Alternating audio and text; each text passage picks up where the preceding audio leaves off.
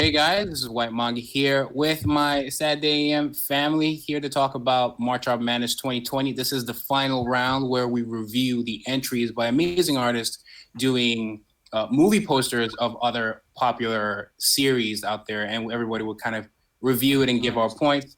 But I'll pass it on to the Fred, founder of Saturday AM, to talk about that and a whole lot more. Fred? Hey, thanks, Whyt. Hey, guys. Again, this is Frederick with Saturday AM. As Whyt said, I'm the founder and publisher of the world's most diverse manga anthology. And, of course, I'm here with my co-founders, one of which, of course, is our star. You all know him, the one and only WHYTMANGA. Really excited to be doing, I think this is our fourth one of these, Whyt, that we've done together this year. So really excited about that. And we're going to have some really other great news with Whyt as well a little bit later in the broadcast. We've also got next to me Raymond Brown, another co-founder, creator of Bully Eater. Raymond, how are you doing today? Doing great. Glad to be here. Excellent. And then we've got, of course, the always lovely, always wonderful Morgan Walker, as I call her, Miss Excitement. How you doing, Morgan? Excited, obviously. Morgan moves at two speeds, guys. It's neutral and slow. And Morgan is one of my favorite people. She's the creator of a hit series we have called Soul Beat. I also always want to thank our always super awesome, extremely helpful, and always dedicated Jackie Rindy. She is the social media manager within our group, and she's always working to get us some great press. She helps set these live chats up. So I want to thank Jackie and her lovely husband, her wonderful husband who's helping her. Jackie, how are you doing today? Hey, I'm doing pretty good. Thanks for having me. Awesome. Okay, and then we're really excited today, guys, because for this, the fifth and final version of this year's March Art Madness, we're really, really thankful to have with us the founders of a new toy company. I think you guys are going to absolutely jump for. It's just awesome collectibles, something you've frankly never seen before with these type of collectibles. We're going to be talking more with them a little bit later in extended fashion, but let me give it up to James Warner, the CEO of Jabberwocky Toys, and Mr. Carter Lee, who also has a really interesting backstory, and we'll get to him as well. But to both these guys, how are you guys doing today? Doing well. Thanks for having us on, and we're excited to see what all the artists come up with. But this is fun. Awesome. Are you doing well today, Carter? I'm doing great. Just waiting to see what people have done. Very excited. Awesome. Well, again, we're really honored you guys have agreed to be on today's show. They will serve as judges as well a little bit later today. But first and foremost, for those of you who don't know, and obviously many of you, and I want to again thank Whyt for letting us have this opportunity to speak to our extended family, if you will, all the fans who make up WHYTMANGA support over the past several years. When I first met Whyt, he was a young man, and he didn't have nearly the followers he's got today. But it's been it's just been a real fun thing to see this talent that I remember Raymond introduced me to Whyt, and I thought, man, this kid's going to be something amazing one day. And to see where he's at today is a real treat for me as an old guy, but also for all of you guys who had a chance to watch him grow these past couple of years. It's been as fun for you as I'm sure it's been for us. And with that being said, again, I want to thank you all for letting us take an opportunity to tell you all the great things we're doing with Saturday AM. First and foremost, who are we? And so you guys looking at a presentation here, folks. So it's kind of like a PowerPoint. Just feel free to latch on to the information here. It's going to move like a presentation in class, but it won't be nearly as boring, I promise you. We are the world's most diverse comics anthology. We've been doing this, folks, since 2013. So when you think about the manga movement and the diverse manga movement, we have been the leaders of this since 2013. It seems like it was yesterday, but it's literally been nearly 10 years that we've been doing this and actively pushing to get people from around the world to create diverse manga characters. And of course, it all started with Saturday AM. It's a growing brand, and we have over 100 issues of that.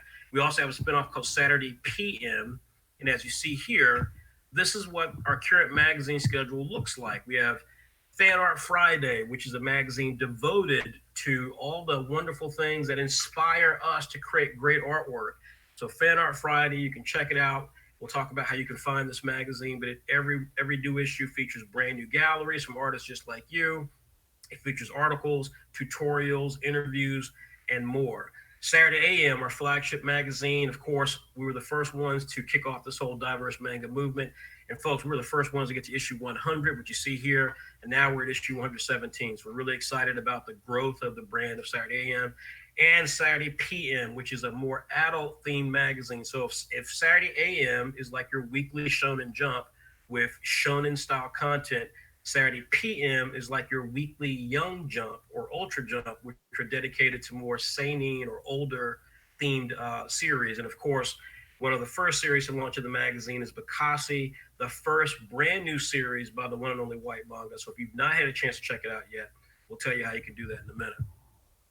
Our latest issues that you can find also available are issue 117 of Saturday AM, which features one of Shonen Manga's first Arabic leading heroines, a young character named Aya, who makes up a series called Tender Loving Punch. It's from a creator out of Saudi Arabia named Sama. We could not be more excited about this series, as many of you seem to be excited about it. This issue also featured the third installment of Orisha, which is our first all-African manga from an amazing creator named Zaif out of Nigeria. So super excited about this issue. You can read it right now for free inside of our app.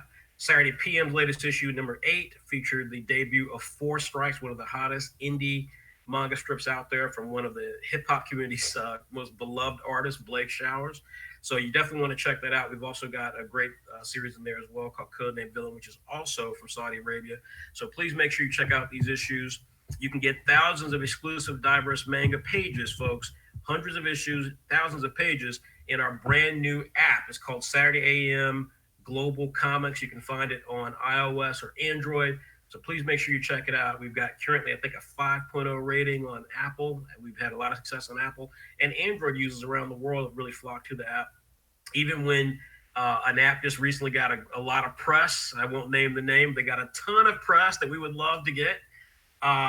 Even then, they did not get a 5.0 rating, and they did not advance to the top of the charts the way we did. I think we were like number 12 the first weekend that we debuted our app. So really excited with support you guys have shown us. And if you want to continue to support diverse manga creators and characters, please check out the Saturday AM Global Comics app. Some great things coming to it. We'll talk about that later today.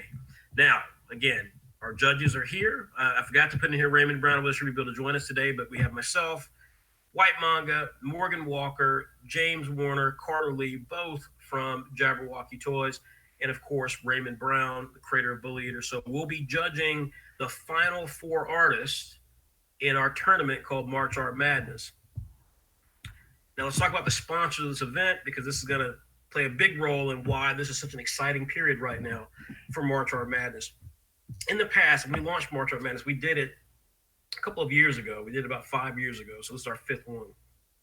And when we launched it the first time, we had no sponsors. So today, to be in a position to have our final episode for this year's March Art Madness and to have 4 sponsors is something that I don't think we ever would have thought we would have gotten to that place. But we're super honored to have grown both our brand and this amazing tournament with people who have trusted us to expose their brands to amazing creators.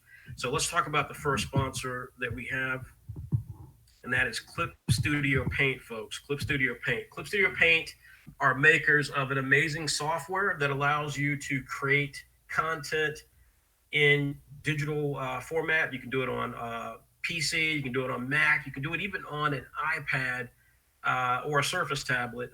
Fantastic company. They're out of Japan. We're one of the first companies that Celsius, the makers of Clip Studio Paint, has worked with outside of Japan officially. And we are incredibly honored by that, considering how much we love manga. So we were really excited that Clip Studio Paint agreed to sponsor this tournament. They'll be giving away a Clip Studio Paint Pro bundle, but they've also decided to recognize 4 talents from the previous weeks. Those are Jordan Draws from round 1, Oblivious 334 from round 2, Mystic Knight from round 3, and Camo 988 from round 4. So I'm going to give these guys a round of applause. They'll be receiving a Clip Studio Paint Pro bundle, and we'll be giving them information on this later this week. Real quickly before we move on, Whyt, as a user of Clip Studio Paint, you've done a great video about Clip Studio Paint. You want to talk a little bit about why Clip Studio Paint is such an amazing piece of software? Yeah, Clip Studio Paint is dope. The video, I'm sure a couple of people have seen it. It's actually doing really well on the channel. 96,000 views. I was talking to them the other day, and we were talking about how good the video did. And I looked, I was like, holy crap, 96,000 views. Amazing. Yeah. Not in no time it's gonna crack 100K, but Clip Studio Paint's great. I use it for my series, obviously, Apple Black and BACASSI. That's on Saturday PM. I use it for toning, especially when traditional screen tones cost a lot of money, and there's a lot of shipping, especially with all the craziness that's going on right now. Clip Studio Paint just makes life a whole lot easier, and they have all sorts of versions now if you want to be working on the iPad or even the iPhone, I believe. So they're actually more accessible now, but Clip Studio Paint is great. A lot of pros use it. It's used a lot in the industry, and you can do more than just comics with it, animation, or if you're just the illustration type, it's great for you as well. And it gets a huge thumbs up from me, and I know a lot of people who use it as well. And there's several ways you can use it, and people creating all sorts of interesting work with it. So it gets a huge thumbs up from me, and you guys can also reference that video. Who viewers watching this right now, you can reference that video if you're curious about it and want to learn more. The video kind of just breaks everything down. It's very digestible, and also mini tutorials in there if you're like a super beginner. And so highly recommended.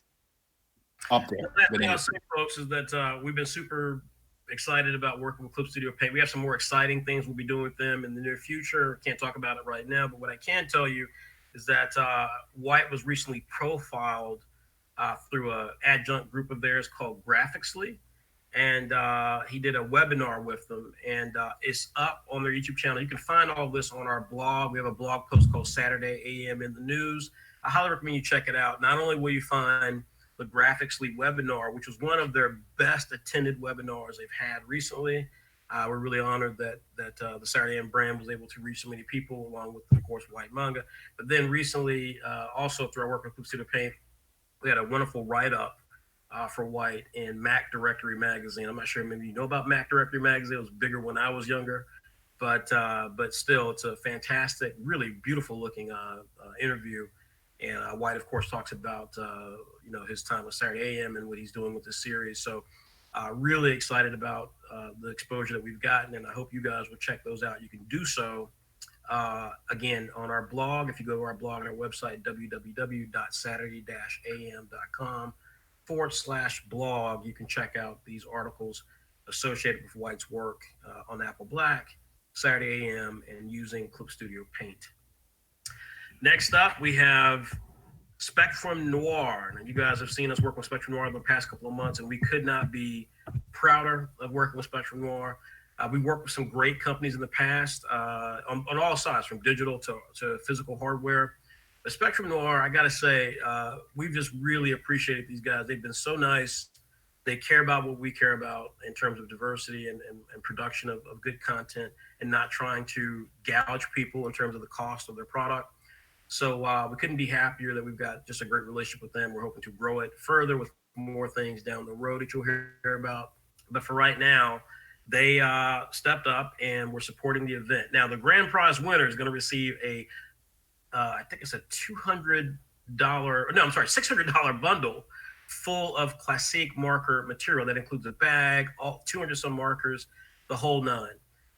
But for previous rounds, they referenced a number of great creators in that bunch, and they're all going to receive just a pack of markers. Again, these are great markers, Copic level markers. Again, Jay's not here, but Whyt, again, I know you've used these markers. You want to give some thoughts on Spectrum Noir real quickly?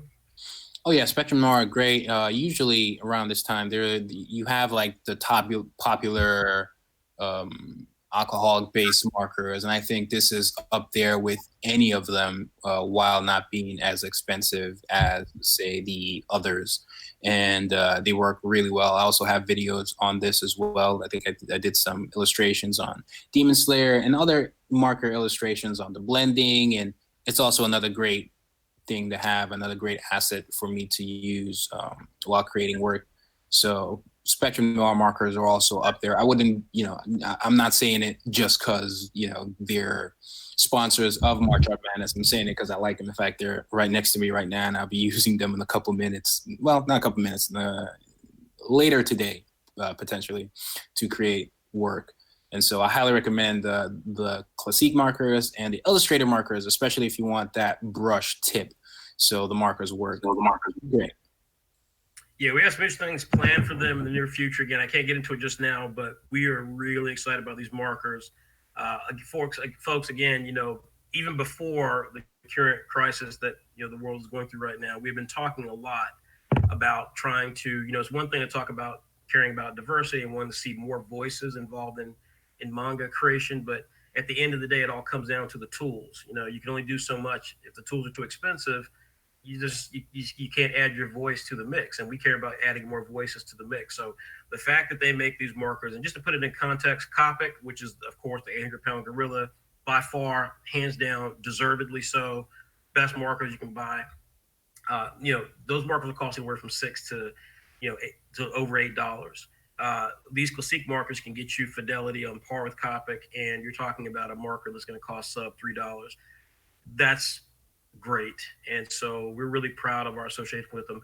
They recognize Yerushalmi Art from Israel, Nat Q Art from Canada, Original Imani from America, I believe. If I get that wrong, please, my apologies. And Harakami Art from Round 4 from Germany. So they will be receiving a pack of Spectrum Noir markers. Of course, the grand prize winner, both from Clip Studio Paint and from Spectrum Noir, will receive additional product. Our next sponsor is Pandemoni Toys. Now, Pandemoni Toys, they are a boutique toy manufacturer. They create, not licensed toys. They created their own line of characters called Alternation. We profiled them last week on the great episode of March Art Madness live review show, round 4. And we also were really honored to have Ryan Magnan, the head of that company, on to do the judging with us, as James and Carter will do today. You guys turned in some beautiful artwork based on these characters. So they are going to recognize 4 artists. I think I know who they are, but I wanted to wait. Obviously, with the holidays and so forth, it was a little difficult to get in touch with them. So we're hoping that we can get in touch with them tomorrow, get everything firmed up, make sure the list I have is accurate, and then we will post the list on our website for those individuals who will receive a character. One of their action figures will be sent to them from their line. And then conversely, the full set of toys will be sent to the grand prize winner. So we're really excited about Pandemoni's support. And they had such lovely things to say about the artists and about working with Saturday AM last week. So we're really excited. Perhaps we'll be doing some things with them in the future. But again, great sponsor of the event. And last but not least, we have our 2 gentlemen who are here today, Jabberwocky Toys, where fandom comes to play. These guys are awesome. They have a great pedigree. We're going to get into more about what they're going to be doing for the grand prize winner and so on. But first, we're going to run through what they're making, and we're going to find out more about what led them to create the company. So we're going to take a few minutes like we did last week and just kind of talk to Jabberwocky's kind of an interview piece here. But first things first, let's explain how we know them. They are actually working with us to create a collectible line based on our characters. And so we're really excited about this. You guys know there are a lot of folks who, after we started, who try to do what we do or talked about how they were doing diverse manga and so forth. And we're always happy to see that, unless when you try to steal our artists, folks. That's never a good thing. But no one else out there, including some of the big companies who have a lot of money behind their name, have some of the things that we've been able to do in the last couple of years, including a line of collectibles, graphic novels that are performing well. And so we're really honored to be working with Jabberwocky to produce the first line of collectibles that frankly are based off of independent manga style characters. So we could not be more excited to work with them on that. We debuted this at Toy Fair, and the response, even for someone old like myself, James and Carter, I think was surprising for all of us. Like, people were really into it. And with that said, of course, let's show you real quickly a sneak peek of what they're going to be doing here. They got 2 different types of products. The first one you'll be seeing with our characters are called blown up punches. This is Daedalus Bond from our series Massively Multiplayer World of Ghosts. These things are really fun, folks. We're going to get into this in a minute, but first, let me show you here the Daedalus Bond figure. And of course, folks, these are still early, though things will get wrapped up with them here shortly. You guys will see the finished version at some point in the near future.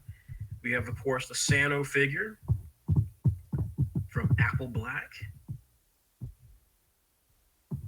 And then last but not least, for the first round here, we're going to have Isao from Bully Eater. There we go. What do you think about that, Raymond? He looks angry, Raymond. Yep, looks good to me. Looks appropriately angry. He looks like a very angry man. Yeah, he has anger issues. He does have anger. just a little. The other line I have coming up, folks, is called Moby Mitts, and we could not be more excited about these either, because while the blown up punches are simply fun, they're fun. These are just going to be awesome. They're awesome to display things with. These are essentially statues that can hold things, and you guys just have no idea until you see all these products in person. But the Moby Mitts will be able to actually hold your phone, your books. I've been reading a lot on my Kindle lately, a lot of old classic manga, and I've got a stand I got from Amazon to hold it, and I actually prefer reading it on the stand just because it presents it in such a beautiful way with the screen and everything. And now to think that I could actually ditch the stand I have, which I really like the stand, and instead utilize it with a Moby Mitt based on a cool character, not just Saturday M characters, but soon to be other more popular characters around the world, is just great. So this is Clock Striker. You can see Cass' metallic hand is here, her mobile lab hand, as we call it, which is where she can create chemicals and stuff that can help her fight evil. And then, of course, we have Daedalus Bond here. You can see here Daedalus Bond, one of the ghosts from Massively Multiplayer Ghosts. He's got his massive hand. And, of course, it's got all the things that you'll see that are part of Daedalus Bond's MO. So really, really cool stuff. With that said, I'm going to let James and Carter tell you guys a little bit about it. Now, this is a video, folks. I couldn't really get loaded in, but you'll see here. You can see here at the hands holding the blown up punch. You can see just how close, how big the blown up punch is. These are really cool collectibles. If you like Funko Pops, you'll like these, except you can actually do something with these. And you can style them. You can also, play with them. And again, words can't describe how fun these things are when you get a chance to get your hands on them. James, what led you to want to start Jabberwocky Toys? So at its core, actually it came out of need. Like for me, as much as I've been in the advertising, design, marketing, product development space for almost 30 years. Mm-hmm. I love to play. I also love to collect. And where it started from was going back 16 months ago. Much like everyone else, I was, using my phone for, and I was watching Netflix, and my hand was starting to cramp up, and I was like, I need something to hold my phone. And very much like you were talking around the Kindle, you need a display or something. And then I was looking at my hand. I'm going, I need a hand holding my phone. No. I need a Hulk hand holding my phone. And so in the span of 30 seconds, I went, you know what? Let's see if there's anything like this. And it turns out there's not. There's not a single. There are things out there that hold your phone or hold your tablet or your game controller, but there's nothing that is device agnostic that's licensed, where you can bring your fandom in. And so Moby Mitts was at its core. It started, and I reached out to my partner Carter, and I kind of ran it by him, and he fell in love with the idea, and from there we started working through it. And again, there's nothing else like it. And then he actually brought in this idea of Blown Up, and Blown Up,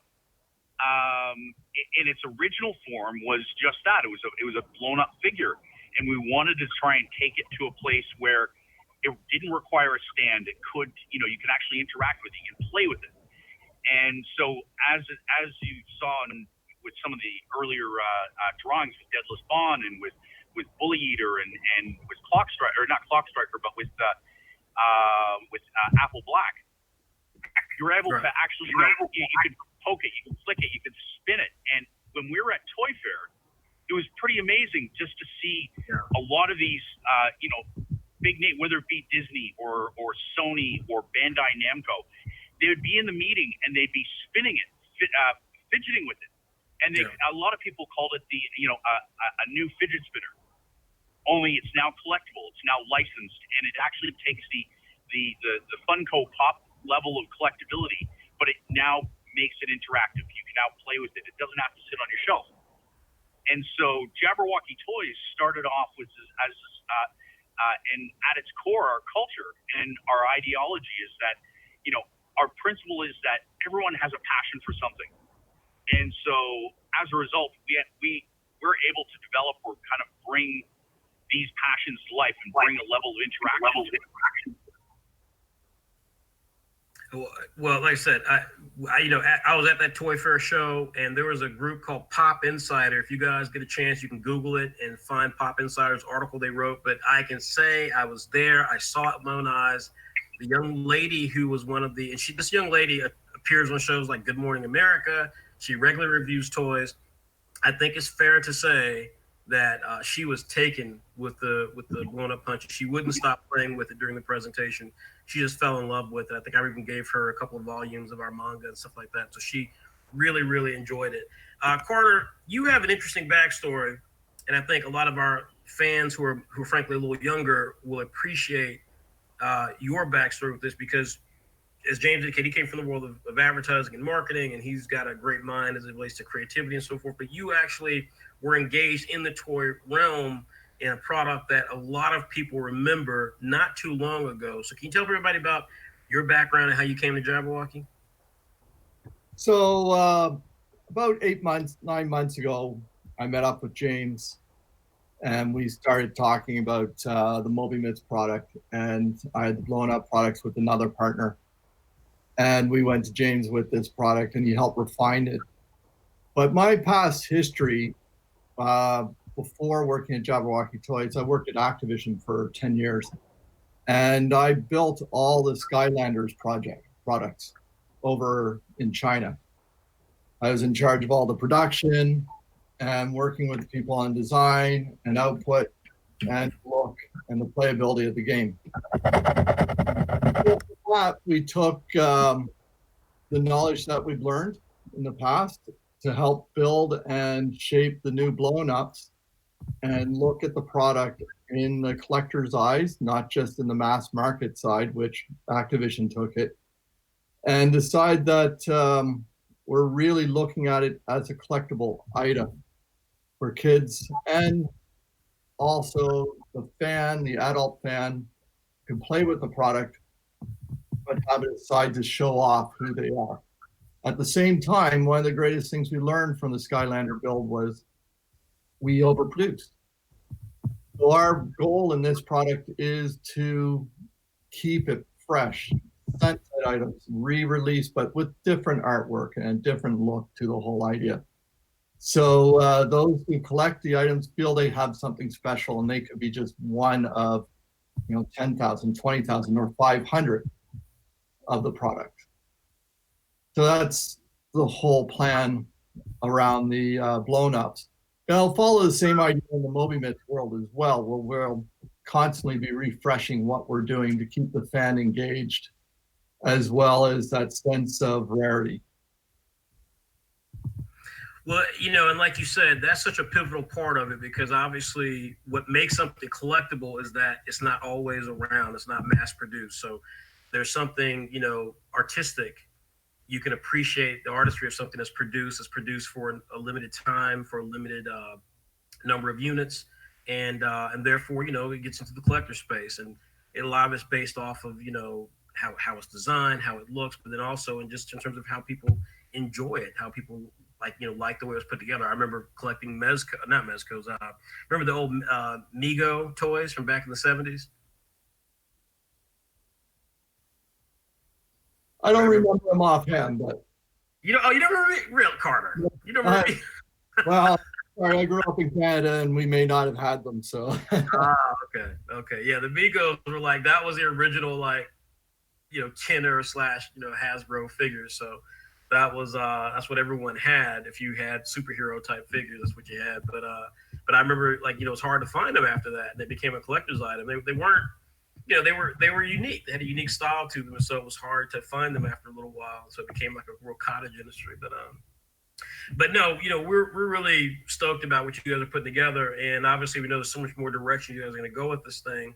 But again, I can't say enough to people that the playability of the blown up punches is really going to be amazing. It's going to be something really, really fun, and it's just like anything else. You see the Funko Pops, they're depictions of the character. They're not the literal version of the character, and so therefore it's all about the style. It's all about the way that you interact with them and so forth. I personally was not a big fan of Funko Pops initially until, I started kind of viewing them for what they are and then getting into them at that point. And then, now I have a few of them, but really excited for you guys to get your hands on blown up punches. We'd love to hear from you guys. We'll have some more opportunities for you guys to tell us more about what you're looking for in some of those packages.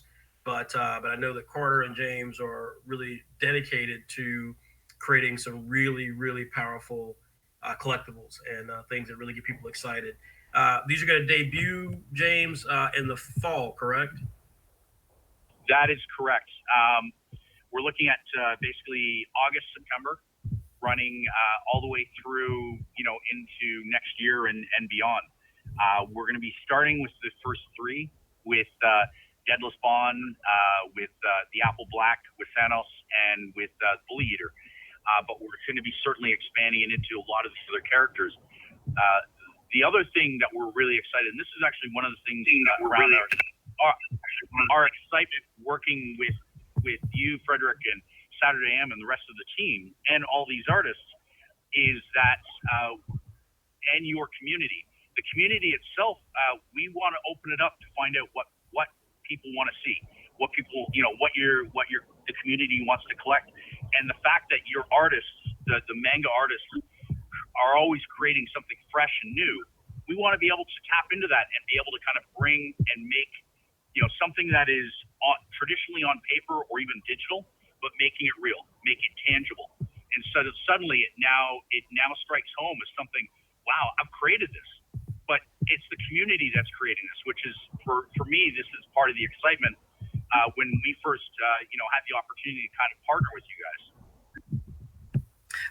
I couldn't agree with you more. And again, I know a lot of our young fans may not quite know the machinations of business, but I can't state how rare that is. That's another reason why we love Jabberwocky, is that, Hasbro's not turning around tomorrow and saying, hey, kids, you design our toys. That's not happening. So, or at least not happening right now. Who knows what will happen in the future? But that's what's so cool about Jabberwocky, given that they are the same way that Pandemonium Toys last week was, deciding to make their own toys, really good sculpted toys from scratch, without having to get a license. Jabberwocky's trying to make a different type of toy and engaging the fan community to give them insight, which is just not normal. So I think it's really exciting. And we're going to talk more about how it's going to play into today's March Art Madness. But real quickly, again, this is not a great image. It was a video. We couldn't incorporate the video, so I tried to blow it up a little bit so everyone can see it, but obviously it's a little grainy. But you do get a sense of the hands on top of the blown up punch. We'll show more images of the blown up punches very soon, so please stay tuned for that. We have a great video with James coming up the next probably week or two from our experiences at Toy Fair. I do want to ask James or Carter, whichever of you guys would feel free to answer this. How big are the blown up punches and how big will the Moby Mitts be? Carter, you want to run with this? Yeah, so the blown up punches are 5.5 inches, almost 6 inches in height. They have the arms are articulate, so they can turn at 360 degrees, and they also move up and down a certain amount. Mm-hmm. You can block them, you can punch them, you can spin them. Unlike Weeble Wobbles, if anybody remembers those would always come back up. You can get this to knockout punch, where it will fall down and be down, just like the old traditional blow up bags that you would punch as a kid. The whole idea is to look like them, but they're a hard vinyl plastic that sits on your desk or your shelf or wherever you want to play with it or show them off. In the case of the Moby Mitts are a little bit larger in life than your hand. They'll range up to about 8 inches to 9 inches in length and about 4 to 6 inches in height.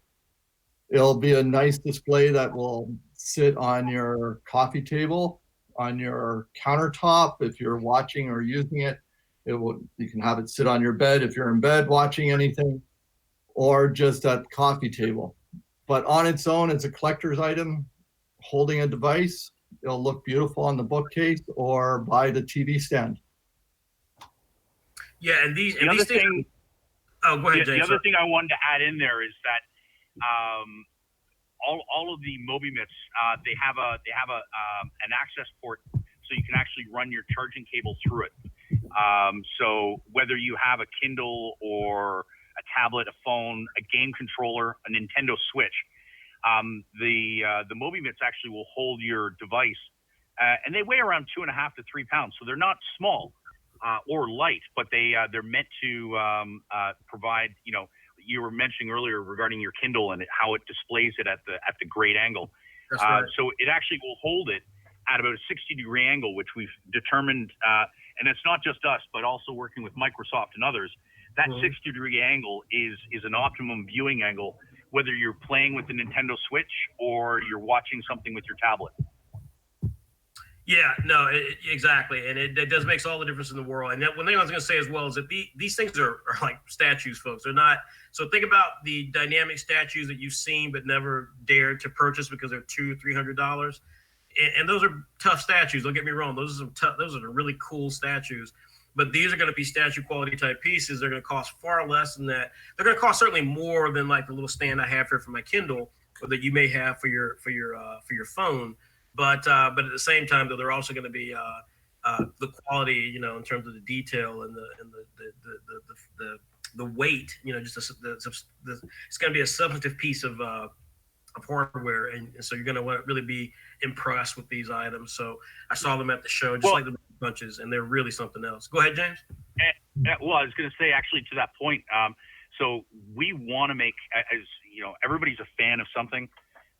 We want to be able to have people tap into it. We also want to make sure it's attainable. And so the blown up punch or the blown ups are, we're going to be retailing for around $15. And the MobiMits, for the most part, are going to be retailing for about $40. And so as a result, it makes it attainable for, a vast majority of people where you can tap into, even cast.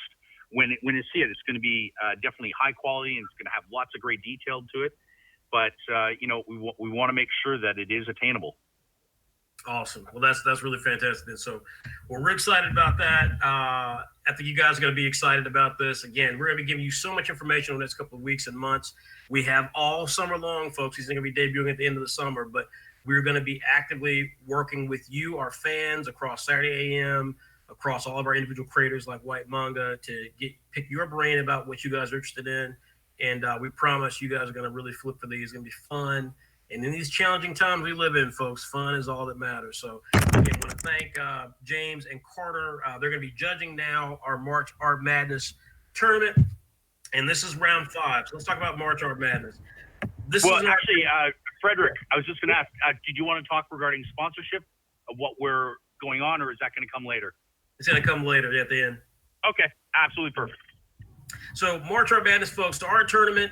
What is this art tournament? What are we talking about here? Why are we doing this if you guys are new?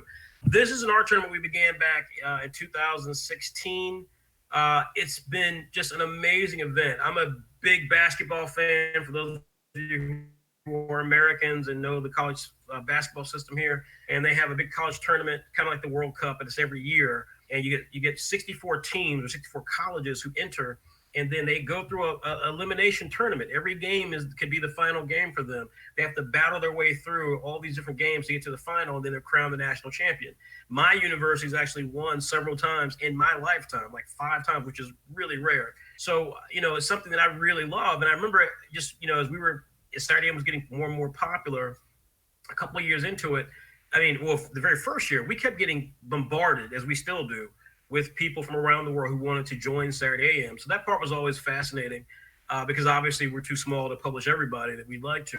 But what was always interesting to me was how it really wasn't so much even that they wanted to join us. It was more about validation.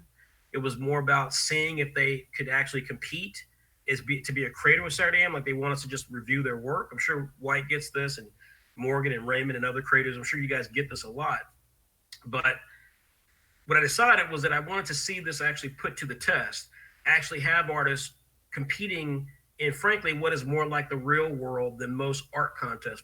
Most art contests, they tell you to draw something. You have about a month to do it. And then maybe you hear from them, maybe you don't. Somebody gets a prize, and that's it. If you didn't win, you never get told why you didn't win. If you did win, you don't really get told why you won. It's just kind of, just dumb luck. It's like entering into a contest where you send in a slip of a UPC code or something like that. And then maybe you got randomly chosen, maybe you didn't. We wanted a tournament that did a couple of things. Number one, it's a tournament. It's not a contest, meaning that it's not about drawing one picture. It's about drawing 5 great pictures. Number two, it's about diversity, not from, drawing characters who are, women or men, drawing black or white. It's about drawing everything. Because if all you draw is one thing, you could be the best artist for Dragon Ball in the history of Dragon Ball. But if you can't depict more than that, then you're not going to have a chance to really consider yourself one of the best artists out there. You have to have diversity of things you draw. You have to have talent across the spectrum. You can draw cars, you can draw animals, you can draw, people who are overweight, you can draw people who are skinny, people who are tall, short, black, white, women, men, so on and so forth. So having a tournament means you have to draw different things. And then last but not least, and this is the big one, is that the real world of art is competitive. It's competitive. Every single Saturday AM artist wants to do well because they want to be in a position that some of our top creators are, like WHYTMANGA. Every creator wants to do well, and that means that they have to actually get their work in on time. If you're the artist that does great stuff, but you get your work in late, and we're always having to delay our media people like Jackie, our designers, we're having to delay our the people who edit our magazine and so forth.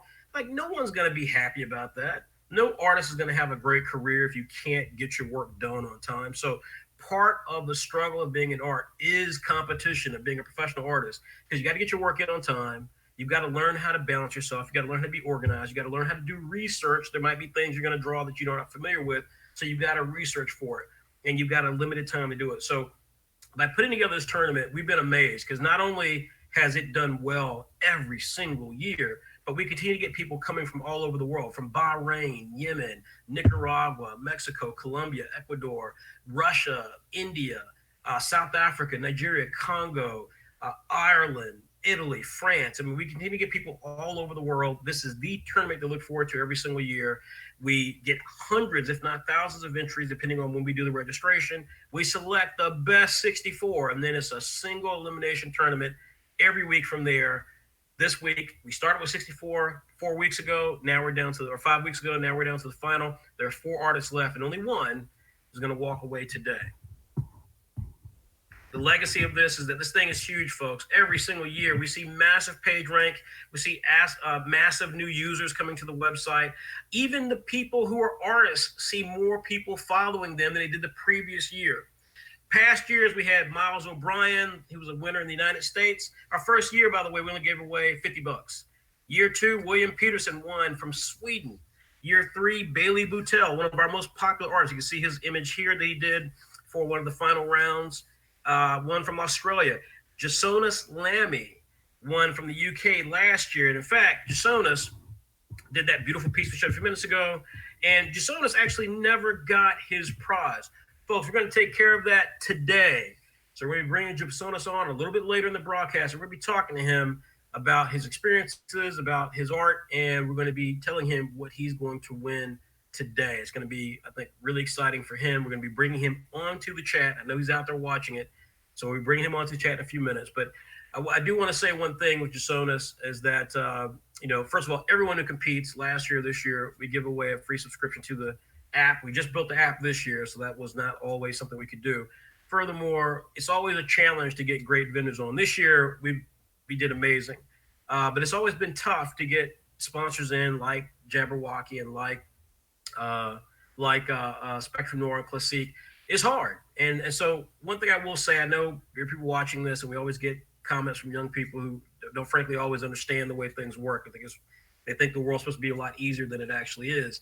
Folks, you can't, as I say to my guys, I say to Whyt, I say to Raymond and all the time, and I hope a lot of you young people listen to what I'm about to tell you. You can't have it both ways. You can't one day want us to be Marvel Comics and then tell us that we're not Marvel Comics, meaning that we are a small outfit. We're trying to get this thing moving in the right direction. We are honored and always have a lot of gratitude for the people who do work with us. That includes our fan base who support us and acknowledge that it takes us time to get things done. Just like today's broadcast took us a little while longer to get started. So we did run into some issues last year and getting prizes and so forth out. That's frankly nobody's fault. It's just a function of how things are going. We've always been very communicative about these things, but again, we're going to be, I think, doing a really fantastic thing for just Sonos Lamy today. We reveal to him his prize. So I want you guys to stay tuned for that. And let's move on now to round 5. So we went through 4 rounds before this. Today is round 5. And folks, this is it. This is for all the marbles. And what are they going to win? The grand prize winner is going to win a Apple iPad, not a Pro, but an Apple iPad and an Apple Pencil. They're going to win software from Clip Studio Paint. They're going to win 200 marker set from Spectrum Noir. They're going to win a full set of Pandemonium toys, and we're going to get a really cool prize from Jabberwocky we're going to reveal at the end of today's broadcast. Let me say one last thing. We are going to talk about the art. We are not going to choose a winner today, even though we will make our votes today public. Why is that? Because, folks, this tournament's always been about you, just like it is in the real world. You could be the best artist in the world working on Spider-Man, but if your comic book's not selling, it doesn't matter what your editor thinks, your writer thinks, doesn't matter what the publisher thinks. At some point, the fans matter. And with Saturday AM, the fans always matter. So you still have a chance to vote for your favorite person. If your favorite person is from your country, you want to see someone from your country win, we have our first female we have one of our first female finalists this year who has a real chance to win. And so if you want to see, a fantastic female artist win, folks, you get to vote. And the vote is there. It's on our website, www.saturday-am.com/madness. Our votes do count 15 points. So that part is there. But at the same time, your votes matter. So please pay attention to what we're going to do today in terms of running through these pieces of artwork. Look at what we think about the artist, make your own assessment, and you have until 6 a.m. Eastern Standard Time tomorrow, Monday the 20th, 6 a.m. Eastern Standard Time to get your vote in. Make sure you tell your friends, family, fellow fans of great comic art that this is a chance to make sure the person you want to win does in fact win. Now, Jabberwocky is going to be doing something really cool. So this is why it's all the bells and whistles. We're going to get to this in a moment. Actually, I want to reserve this to the end because I don't want to jump the gun on that. So I put that a little high up. We'll come back to that shortly. Round 5, World's Toughest Art Tournament. Which of these 4 artists will win? Now, these are some artwork from the various weeks that they've participated. This round was all about manga creations that are really cool that do not yet have an anime. And what could these artists do if they got to depict these characters on a movie poster? First up, we have artist Alway. She is from the United States of America. Now, this is the first image that she did, the very first round. And real quickly, Morgan, do you remember this piece? What did you make of this piece? Yeah, no, I absolutely remember this. This was one of my favorites of that first round. I absolutely loved the color, the way that it was blended. I loved the action that was going on. This was one of those where the background was simple, but it was very effective. The way that they used that, where it didn't overpower what was going on in front. Totally agree. Galactus versus Poison Ivy, Marvel versus DC. Really thought this was a great piece here. Round 2 for her was a bit more dynamic. It was Chun-Li versus Scorpion.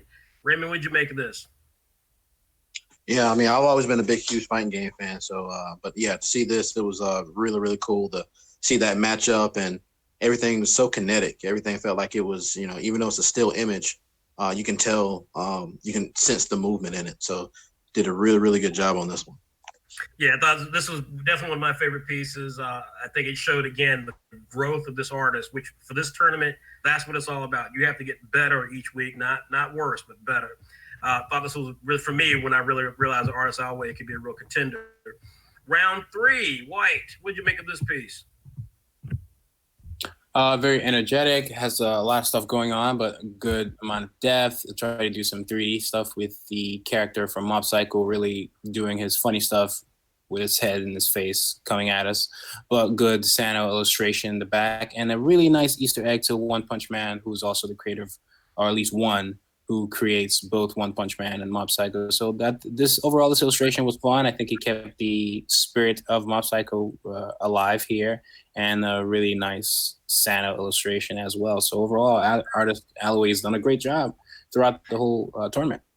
I couldn't agree with you more. In fact, I want to credit you because obviously I see this artwork so much, but I remember when you brought that up, and that's what made me really like this piece, because I didn't even make out all that detail. I remember thinking how well she blended your art style and One's art style, but then the fact that she had One Punch Man back there, and like you said, then all the kind of deep cut, the fact that One did both manga. I thought, man, this artist, she's really here to win.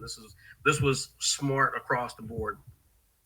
And then we have this piece here from last week, Pandemonium Toys. It was 2 of their characters versus the Teenage Mutant Turtles. James and Carter, what do you guys make of this piece involving toys? What do you make of this? It's fun. I'm actually, so this is obviously the first time looking at it. But I'm looking at the characters. I'm looking at the kind of the story that she's trying to convey here, and it's. I think she took it and she ran with it and took ownership of it. She wasn't trying to duplicate somebody else. Totally agree. Carter, what'd you make of this? I like the blend of everything. I like the story. You really feel like you're looking into a moment in time that's been a still photo, basically. So yeah, go ahead. I'm sorry. I like it very much. I mean, I've always been a fan of the Turtles in the past and everything, but it's pure fun to this. I totally agree. This was, again, just like the last piece we saw, this just demonstrates that this artist understands narrative structure. So not only is it, got some really solid color work in it, the characters, by the way, the 2 characters from Pandemonium, this is part of their characteristic. So she did the research to find out what these characters are like, and then she employed it within this particular illustration with the Turtles. Couldn't agree more. Thought this was a great piece. So what is her final image of the tournament? So her task was to create Spy Family, which is one of my favorite manga that has happened. I'm sure it's going to get an anime in the next year. Pardon me. One of my favorite manga that's out right now. Whyt, what do you make of her final piece here? I think it's a strong illustration. Really getting the vibe of what Spy Family would be about, even though the title kind of suggests a little bit. But overall, I think she's made it really fun looking. Like the attention to detail here, the character, and trying to draw them from dynamic angles as well. And then you have like a villainous type looking character on the right, and you see the sadistic smile and a lot of character work. So looking at this as a movie poster as well, it does get some of my attention and make me want to, see more of what it's about, and especially if it's, a series about spies and you have like that vintage car in the background. I think Money Wanted posters or both kind of floating around, kind of suggesting what the series can also play, what roles or themes the series would kind of touch on. And then you have like the nice touch at the bottom where you kind of give some credits. So overall, as a poster, I think is really strong. I think, maybe certain parts of like the lights coming out from the car, I might have not maybe given them an outline that just kind of fades away. So definitely there are areas that I think could still be improved on. But overall, especially the details put into the piece and drawing the characters at very subtle but dynamic, yet dynamic angles, I think was really successful. So overall, I like the piece. Yeah, so actually, I'm glad Whyt brought up what he said a few minutes ago, because it means I'll do this for the future entries that we look at. But real quickly, folks, so I'll tell you what these stories are about, just so you know. But so Spy Family, if you haven't been following it, and I won't give away any big spoilers, but basically, it takes place in a kind of, as the Japanese always do, their level of diversity is always involving European countries for some reason. But it's some like fake European country. It's not a real place, but it's kind of based off of Germany, back when there was East and West Germany. And so in this story, there's a guy who's a spy, and he is trying to uncover like a giant threat to this kind of stability that the countries have right now. Neither country fully trusts each other, but they've kind of got a little bit of a detente. So he's sent there to kind of like, he's their top spy. And when he gets there, he's basically tasked with trying to spy on this particular school. So he has to adopt a kid to do that. When he adopts the kid, he finds out that he's too suspicious still because he doesn't have a wife. So then he meets this woman, and he ends up in basically they get quote unquote married. But the thing is that the kid is a psychic. So the kid actually is like a psychic that can read. She knows what people are thinking. She knows her father's lying. He doesn't know she's a psychic. And then both of them kind of don't fully suspect that the mother that he's now married to is actually an assassin. So it's just a completely bonkers. It's really funny. Got some beautiful artwork, but it's a really, really kick-ass story. Let me get two more thoughts on this before we move to the next one. Let's see, Morgan. What do you make of Spy Family? Yeah. So artistically, I thought that this was really well done. I do like some of the graphic design choices. I disagree a little bit with what Whyt was saying with the line work. I think that helps to kind of highlight the high beams of the car. I think that it's really strong visually. For me, what this reminds me of, and it helps that you explain the story, because I wasn't quite familiar. I knew that each of the three characters were a different kind of like assassin or spy, and they were all trying to like outwit one another, or it kind of reminds me of like the 80s movies, I think, or some of those movies there they have those kind of shenanigans in them. And this poster reminds me of that, just the way that it was graphically designed. And to me, that makes it more effective, because there was kind of a there's just something very interesting or fun about those movie posters that kind of helped share what that movie was going to be about and the shenanigans that go on in that. So kind of knowing the story and knowing how Artisalway set up this movie poster, I think it makes it more effective, in my opinion. It just has a lot of fun to it, and it tells the story without having to reveal everything or explain everything in it. I couldn't agree more. James, Carter, what do you two make of this piece? Now that I explained it, if you weren't familiar with the manga, what do you guys think of this image? Well, go ahead, Carter. Okay. I love the motion and the mystery that it has in the poster. Like you can read that from the artwork that she's created. Plus, I like the cuteness balance she did with the thriller look within this. It's so there's a balance to the art, and the angle, the car on angle, everything. It does remind me very much of like the Incredibles. Yeah. And I really like this. I think she did a wonderful job in balancing together, and I could see this as a movie poster. Yeah, that's a good point. The Incredibles reference to that. Yeah, I'm with you on that. James, what about you? What did you make? So looking at it, I really love the character that I'm taking as she's the mother of the assassin. She just has some attitude. There's kind of some of the villain aspect. In terms of the overall layout, the one thing that stuck for me is that in terms of a movie poster, the copy should have been incorporated in a little bit better, where because it looks like she was just kind of finding holes where it could live, versus because she did a fantastic job with the art, and then the typography just kind of got layered on as not as an afterthought, but could have been incorporated a little bit more. And And, you mentioned this earlier, under a time crunch, and, if you don't have weeks and weeks and weeks to kind of think through this where you can overthink it Right. and, come back and revisit it. So in a tight timeline, I think this works really, really well.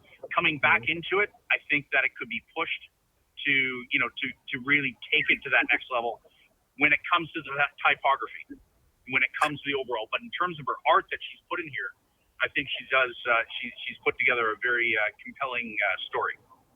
A really interesting point. Yeah, I mean, and well said about the timing. Like I said, that's always a challenge. I tell people all the time that one of the things about this tournament is that you won't lose because of how talented you are, but you will lose on the choices you make and win based on the choices you make. We've seen people who, some years are not possibly as innately talented as others, but their choices are always smart. And so yeah, that's an interesting point about the font. You're right. I mean, I see the break you're talking about with Spy and X Family, great. I think it's a really cool piece. I'm a big fan of the manga as well, so that did help. I have a bit quabble with the Viz Media thing up there because I'm not sure they want to be associated with us.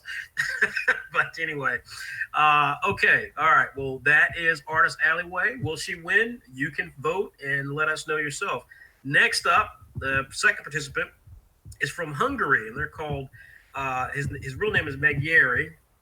He's one of the more talented people in our tournament. I've really been impressed with how diligent he is artistically. But this is his first piece he did is from round 1. It's a video game mashup. And so I'm going to go, I think I'll go back to Whyt on this one. Whyt, what did you make of this? Oh yeah, I remember this is Death Stranding, I believe, and Pokemon Go, I believe. And fun illustration. I like some of the digital filter work that was done here. It gives the piece a little bit of emotion, but I also like all the other attention to details. As you know, Death Stranding, the character design, there's a lot going on, and I think there's a lot of research and work that this artist put into the illustration. And then there was a part of the video games, I think it was Time Rain or something like that. So there was a lot of detail put into the rain as well, hitting the character, hitting the floor, the atmospheric pressure, the fog, all of that I think came out really well. And then the lighting is highlighting Pokemon, and even how the Pokemon Pikachu is illustrated, kind of juxtaposing the whole piece in an appropriate way, I feel. So yeah, and then you have the text at the top that's coming from, you can say, the projector from his costume. Everything just kind of fitting together really well. A villainous, probably Mew 2, not really sure. In the background, overall, I like the piece. I like it all. The way it directs your eye, really great piece from Kominaka. Yeah, for me, I like this piece. I think what I will say with this piece is that it is interesting because of how it's interesting just because of how it comes together.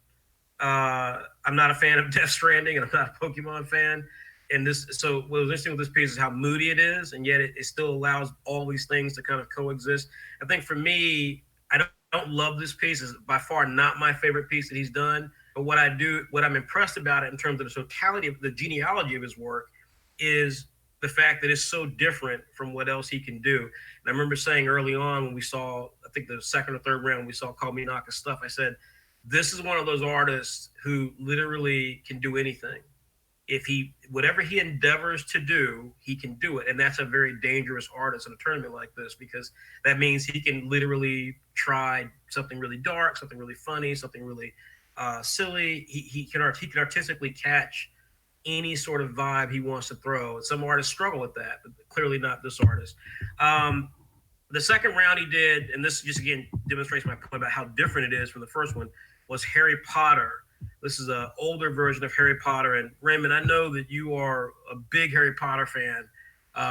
Please give your thoughts. Yeah, those guys do magic, right? Yeah, magic. But yeah, I really enjoyed. I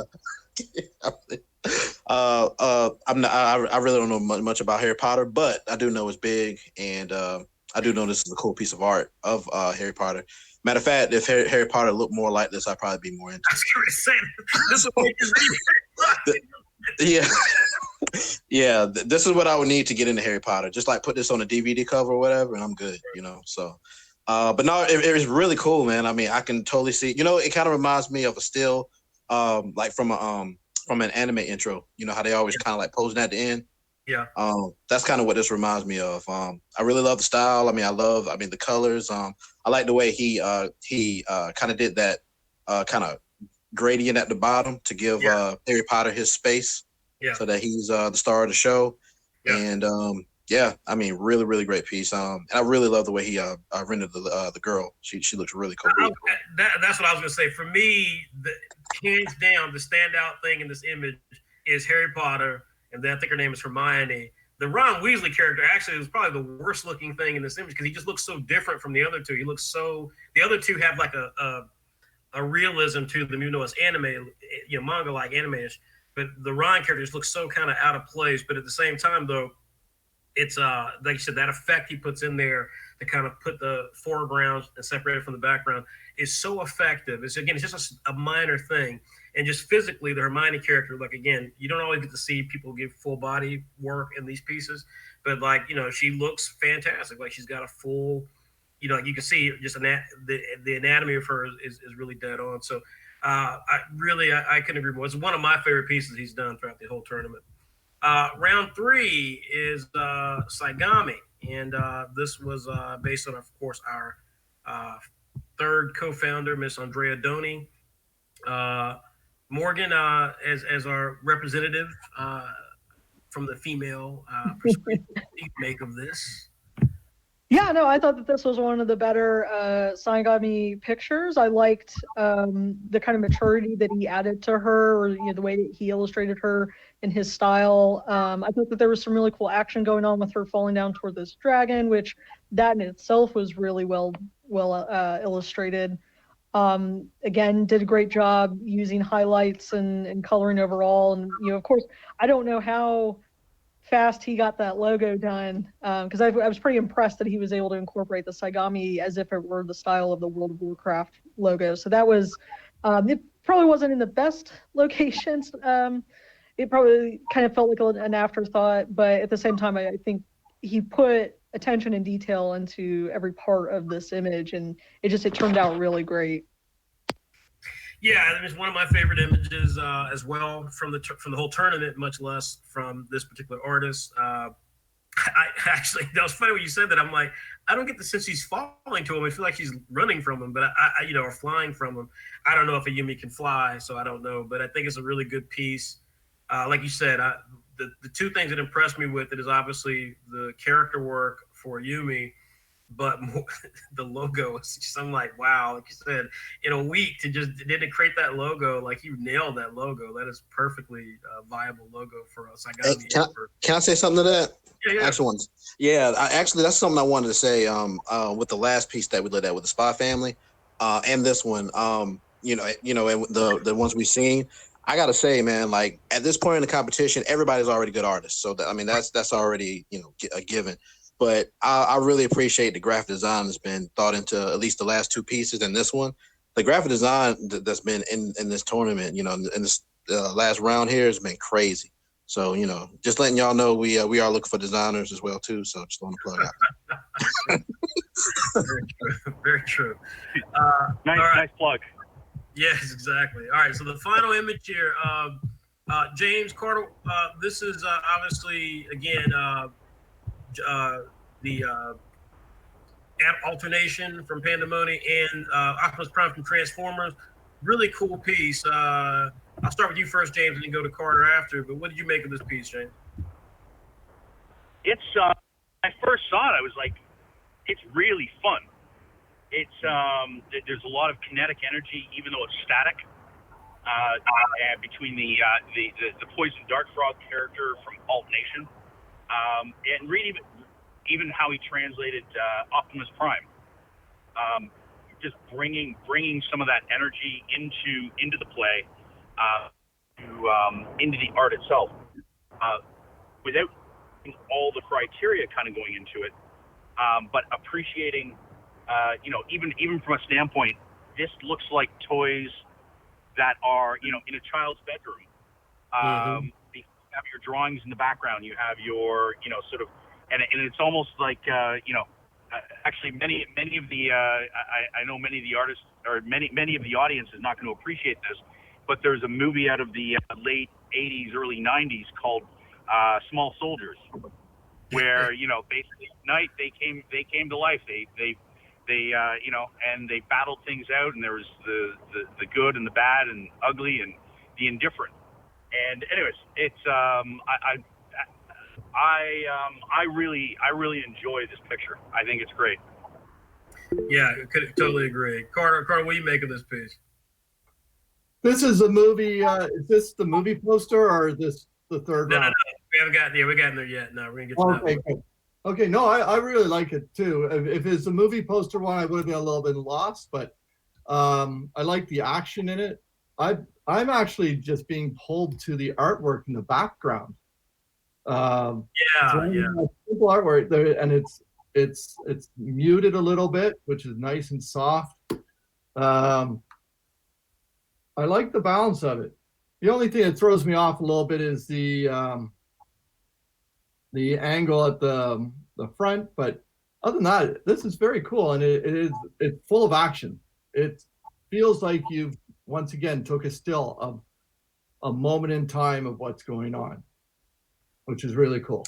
Really cool. I couldn't agree with you more. I particularly the background. I couldn't not agree with you more. In fact, I've looked at this image probably 12 times, and just recently realized I knew the artwork in the background.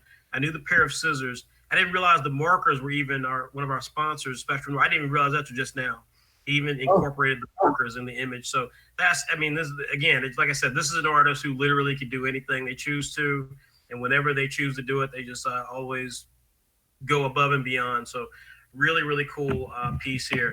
All right, so this is the 5th round image that they did. They had to do it based off Chainsaw Man. Let me just real quickly talk about Chainsaw Man. There's nothing I can say about Chainsaw Man that's going to make sense, folks. You got to read it for yourself. Let me just say this. It is easily one of the most violent series and one of the strangest series inside of Weekly Shonen Jump in years. It is bizarre. The character is a kid named Denji who gets basically merged with a demon, and this demon or devil they call it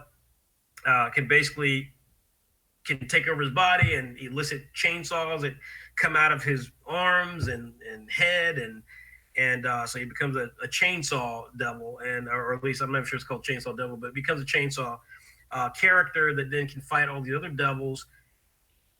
Anything more I tell you is not going to make any sense. It has some of the strangest imagery you will ever see, and I think it's one of the coolest damn things I've read in a long time. It is so neat and so weird. It's always surprising you. Highly recommend. I don't know if it'll get an anime anytime soon, but it's strange for sure. Chainsaw Man. So very, very bizarre series. Now, let me say this with what we're about to see. We told them that they could, it's a movie poster. That was clear. We told them they could design it however they wanted to, because obviously everyone comes from different countries.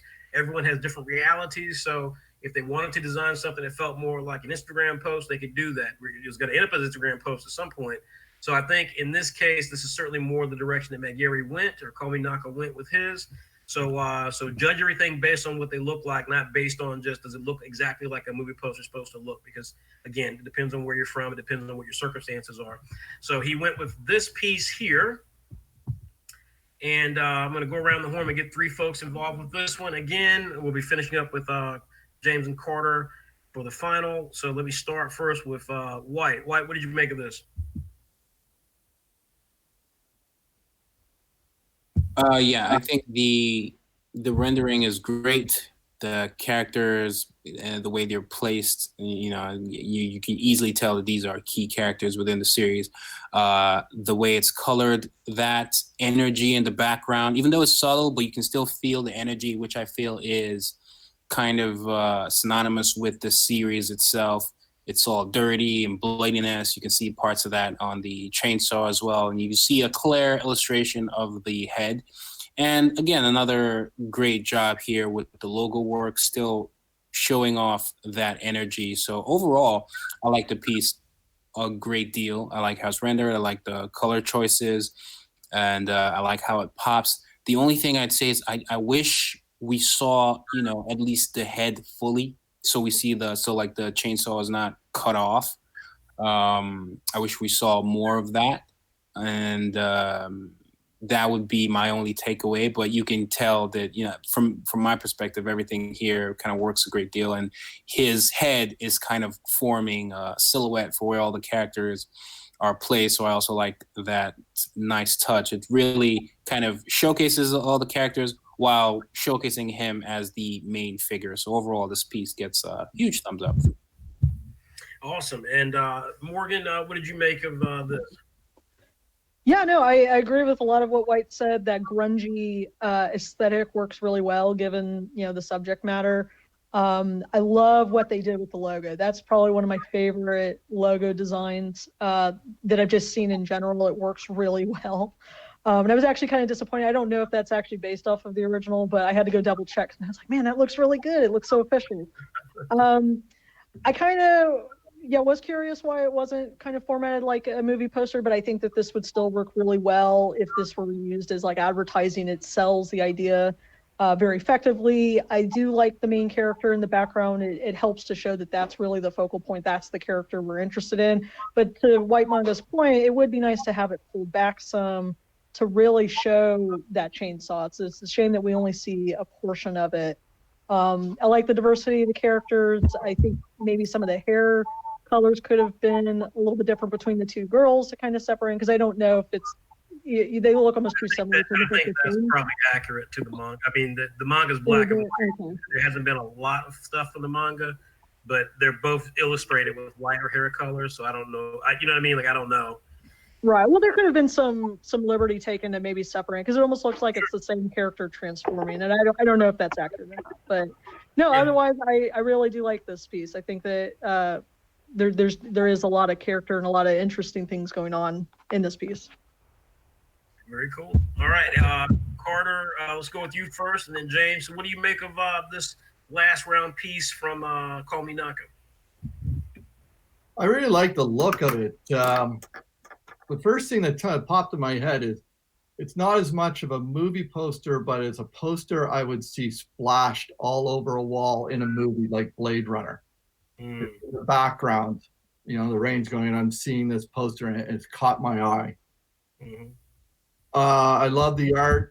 It's balanced out, the way the three characters are, and the motion to that, and how the art flows into the handle of the Chainsaw Man. Handle from the chainsaw. The only problem I had, if it wasn't for the fact that you showed me the image before, I would have no idea of the Chainsaw Man in the background. Right. And that's what gets lost on me. My thing is it the one character in the middle? Is he the Chainsaw Man?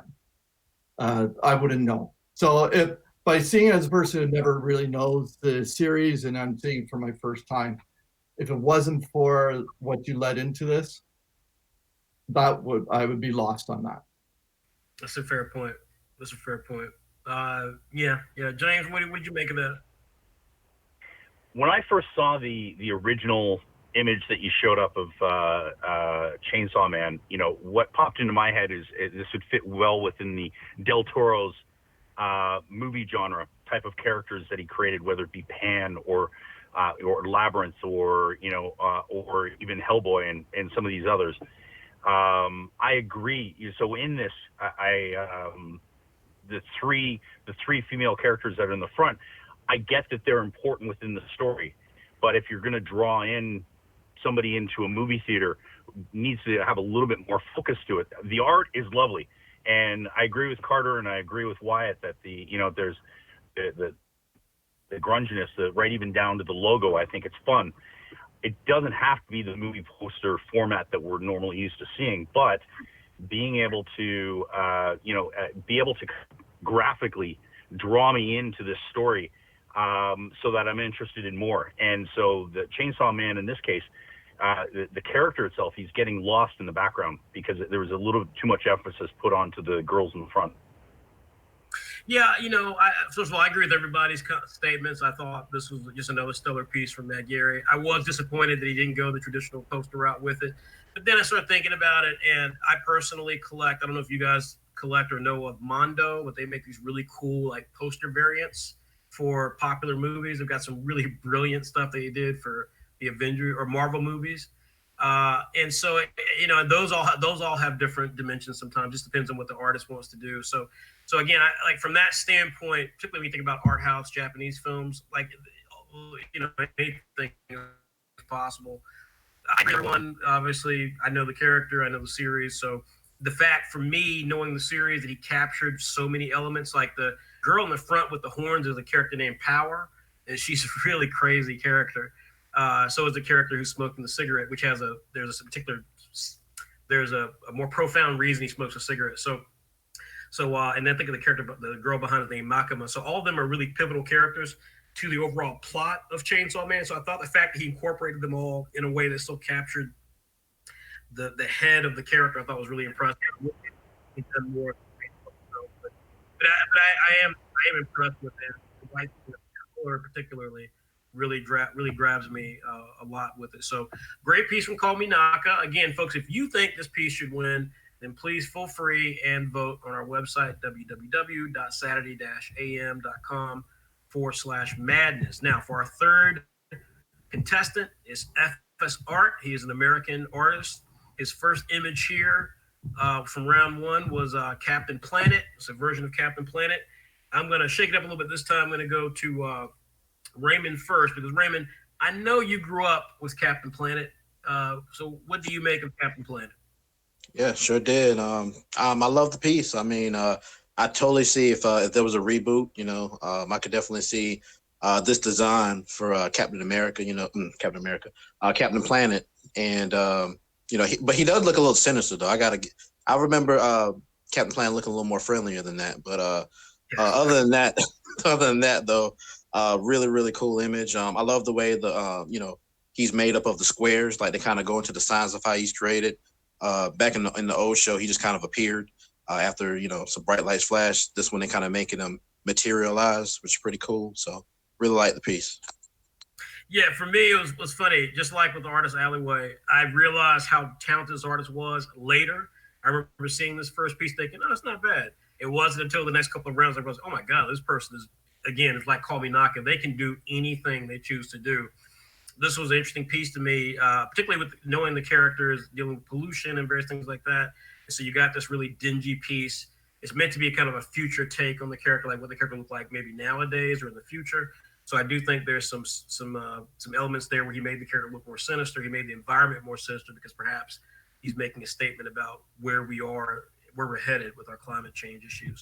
The second round image that he did was Dr. Stone. This is what made me a believer in what this artist was capable of. Dr. Stone, of course, is a manga series. This is like a take on that character if the characters were older. Whyt, let me come to you with this one. What do you make of this piece? Yeah, this is another one that I think looks really cool. I really like I believe it's the rocket leaping up, just lifting off to space, and the way the background there is rendered as well. It's subtle, but it's just one of those things that I think adds a great deal to the piece. And the character, the anatomy, the angle, and this very painterly style that I think works well with what FSR kind of goes for. The character is being rendered in like an older version, I think, also comes off really well. You can really tell it's the same character from the series Dr. Stone. And yeah, this is another strong illustration put together really well. I like how the colors kind of hit the characters. I like the expression on the main character here. Again, very consistent with the original. And I just like the way the work is being put together. You get that focus on the main character as it should be. And he really pops, especially with the very warm red color. So overall, another really good piece for me. Let me ask you a question, Whyt. When you see this in particular, like from a color standpoint, because you see this in the first image, he's obviously got this style he's using. What tools do you think he's using? If I were to guess, I'd say digital. And even though there are elements that feel traditional, but I'd say I go digital. And we're gonna see in a minute when we look at his third round, because like when you see the first two rounds, I agree with you. Like, although it does look like you said, like marker work, like really, really good marker work, because then when you get to the third one, it's completely different. And we'll see that here in a moment. But I was curious to get what your thoughts were on that, because he does enough stuff here to kind of, you're not quite sure. We go to the third round here. Morgan, I'm sure Raymond's going to want to comment on this as well, but this is Raymond's Crypto Bully Eater versus a wrestling character. This, to me, feels very sophisticated. What did you make of this, Morgan?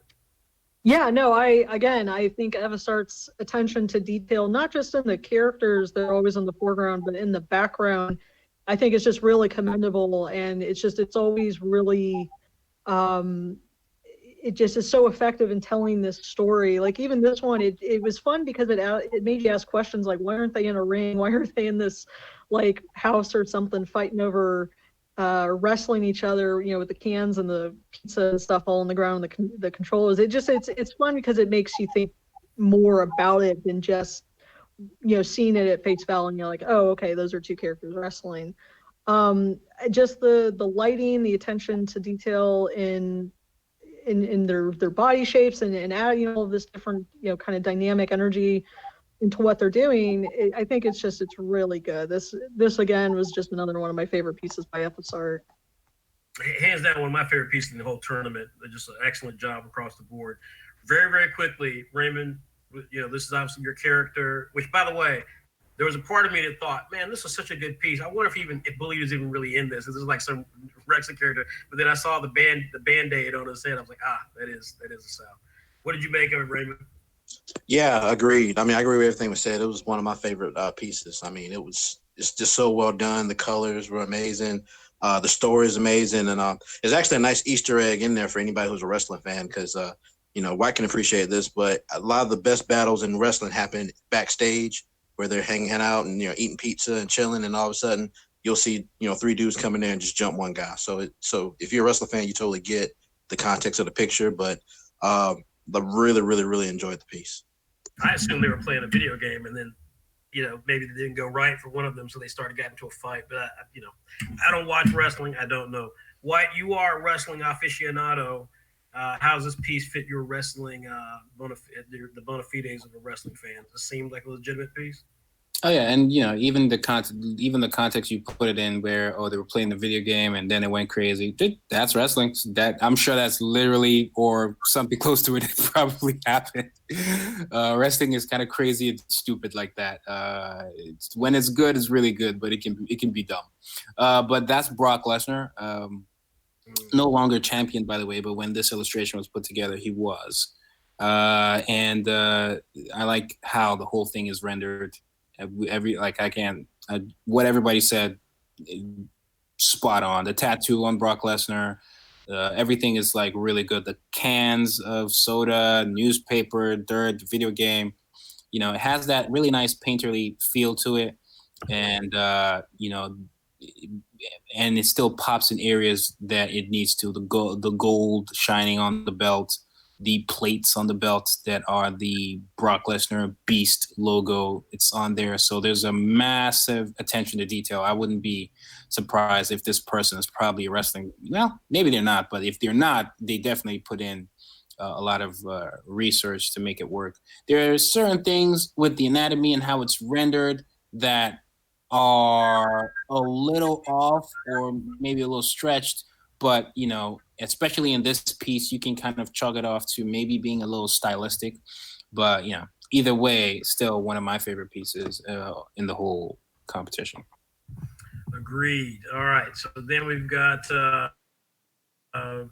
this image here, which was from round 4. Whoops.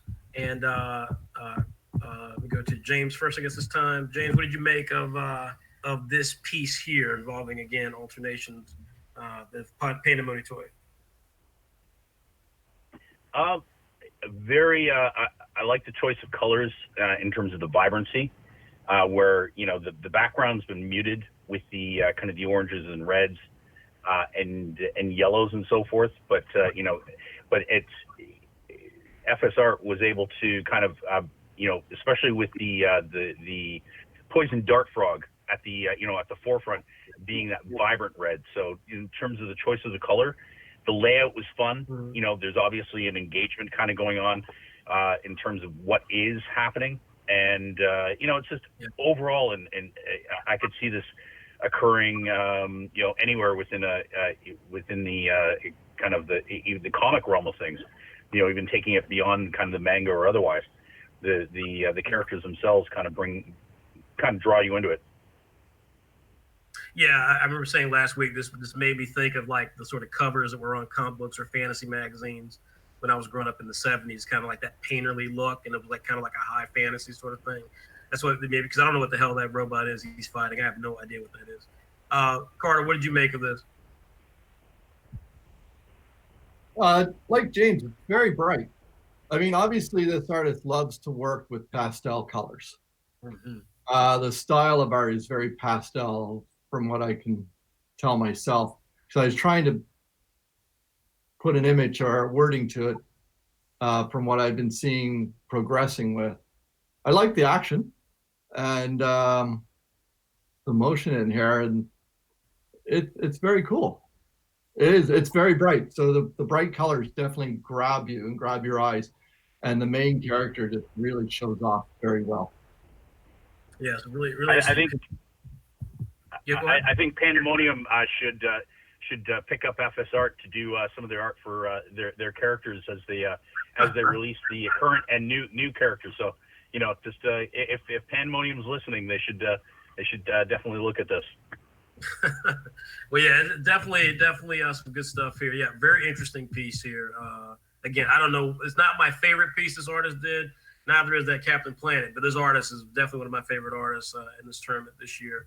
And we're going to now see their 5th round image. It's Jujutsu Kaisen. Now, I am not a reader of this manga, particularly I've read all the other ones. I'm not a big reader of this one. What I can tell you is that the story basically involves, this is considered, by the way, like the new Bleach. So if you guys remember Bleach and how big it was, this is considered kind of like the new Bleach. They don't have per se swords. They're more on the kind of the fighting aspect, like more like martial art, which I love, the jujutsu sort of thing. But the general idea here is that one of the main characters, the Japanese, eats a demon's finger, and it makes him now possessed. And now he can either be killed or he can work with the organization who's meant to find this demon and other demons. And the only way to prevent people from getting this one ultimate demon is he has to eat pieces of this demon every time they find it. But this piece of demons can infect other people and turn them into evil people stuff. So very strange. It does have an anime coming up. It hasn't come out yet, and it may get delayed because of the current situation in the world right now. But it is a very popular series, and so I was curious to see what this artist would do with it, and you will now see what this artist did. This is their movie poster concept for Jujutsu Kaisen. He's got 3 of the main characters there, fighting, of course, some beasts and such. So let me start where we left off. James and Carter, what did you guys make of this piece? Carter, you want to lead off? Yeah, I really like this. I like it. It tells me a story. It draws me in. It wants me to find out more about this movie because it's a movie poster and saying, I really, really like this. I love the background because he's given depth with a little bit of light in the background. The monster head from above, the action and the fighting, the 3 characters, but the main character really shows off. And you can tell it's telling a story out of it. So I really like this. This one's up there. Yeah, James, what about you? as a movie poster, the first thing that popped in mind was Percy Jackson, and that line of stories by Rick Jordan. Yeah. And and being able to sort of translate it and kind of take the somewhat of the mythical and make it attainable, make the the impossible almost realistic. And so you could tell the artist was they were having a little bit of fun with this, probably a little bit of license kind of going on. But as Carter was alluding, there is a story that especially with the depth of field kind of going on with the the creatures kind of coming into the battle, if you will, or staggering as it sort of comes along as the heroes or the protagonists are kind of making their way through it. So yeah, totally agree. I think this is probably one of my favorite pieces of his. Expansive, shows off a lot of things going on in the background and stuff. I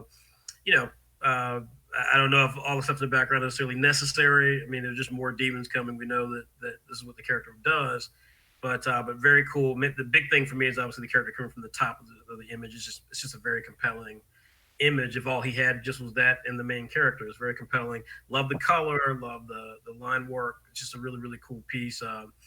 Whyt, what did you make of this? Yeah, I think this looks really, really good. I like the coloring a lot. I like how, they pop up without, like the characters pop and all the demons pop without, having to do too much extra out of place lining to make it pop. Like it just pops naturally with the lighting and the way the whole illustration is colored with the backgrounds, even further at the distance, how it's fading into like a lighter, maybe a sun or something like that, or like a street light. And then even the light hitting them from below, kind of like lava to a degree. Not familiar with the series at all, but definitely this illustrations like this kind of make me want to, which is I guess what a poster should do. And I agree with you with the demon at the top. It's very compelling. Really cool look, really cool pose for this like main character. I really like how the clothing is colored on, all the lighting on there. Reminds me of like those really highly rendered Death Note posters as well. One thing I will say though is the anatomy proportion wise is pretty decent, it's pretty good. But just some things about the anatomical structure of, say, the way the muscles are put together and like abs and the chest, those could use a little more work, I think. But overall, I could see this as a successful poster. I could see this as a book cover. This is really good. Yeah, I know what you're talking about on the abs, but it didn't bother me because I have abs similar like that. It just goes straight up to my neck. So that's just your unfit body that is Oh, okay. My bad.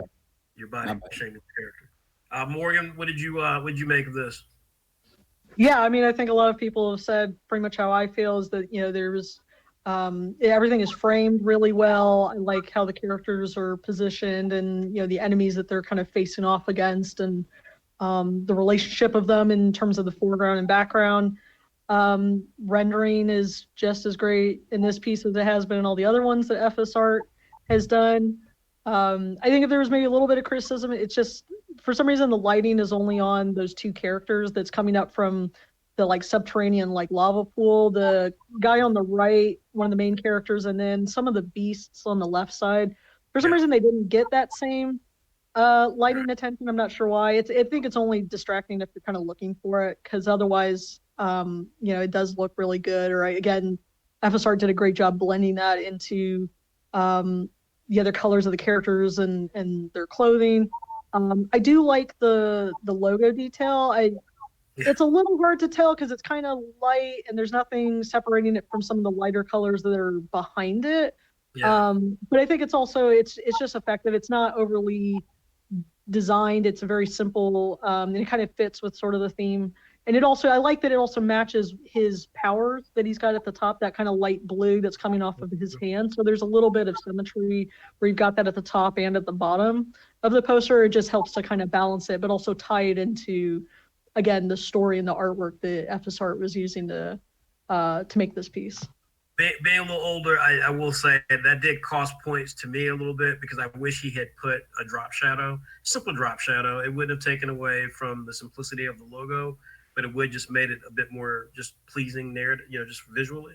Because it does all kind of run together whenever you have thin font kids and you're putting it on top of a background with other stuff going on, it gets lost. And considering this is not a normal phrase, then it gets lost a bit. And I wish he had done that. But I couldn't agree with you more. I thought the detail he put into the text at the bottom, the logos and stuff, I thought the other logos I thought were really cool. The Shonen Jump logo is really neat there as well.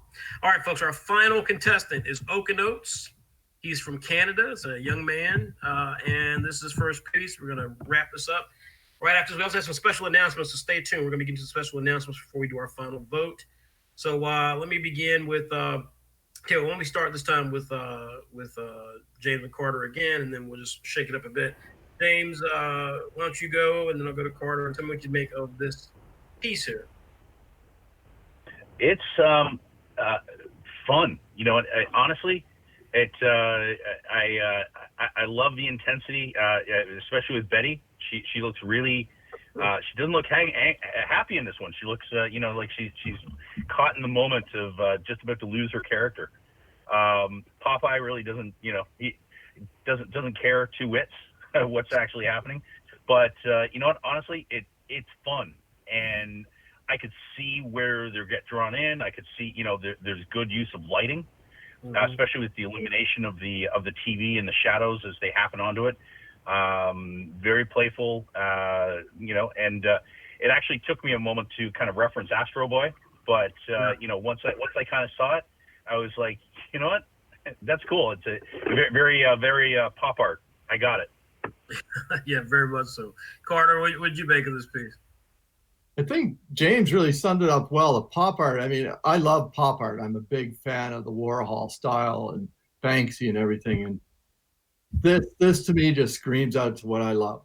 Everything about it, even with the gasoline to the left-hand side.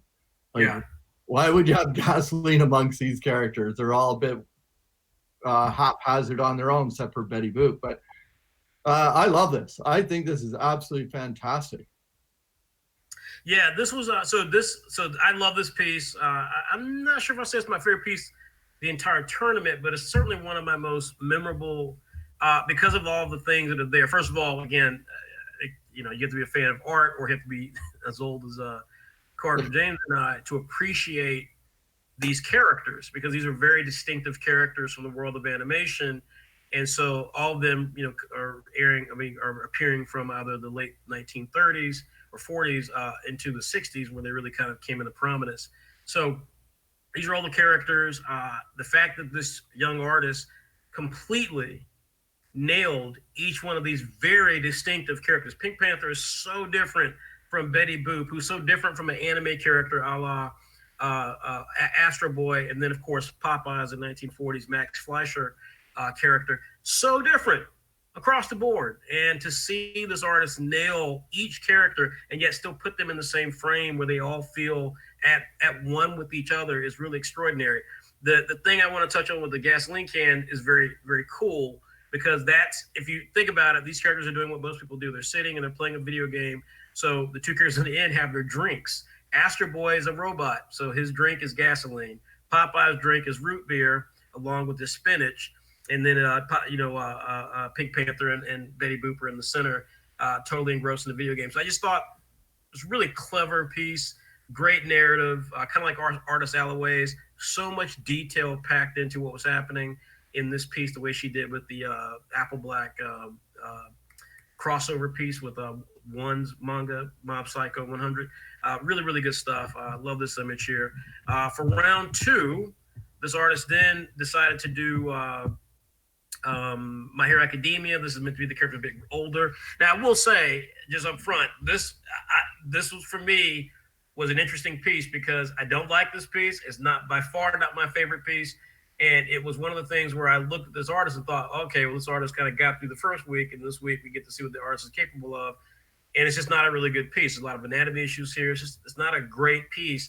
You'll see how this artist made it to round 5 in a minute, but definitely one of the weaker pieces here.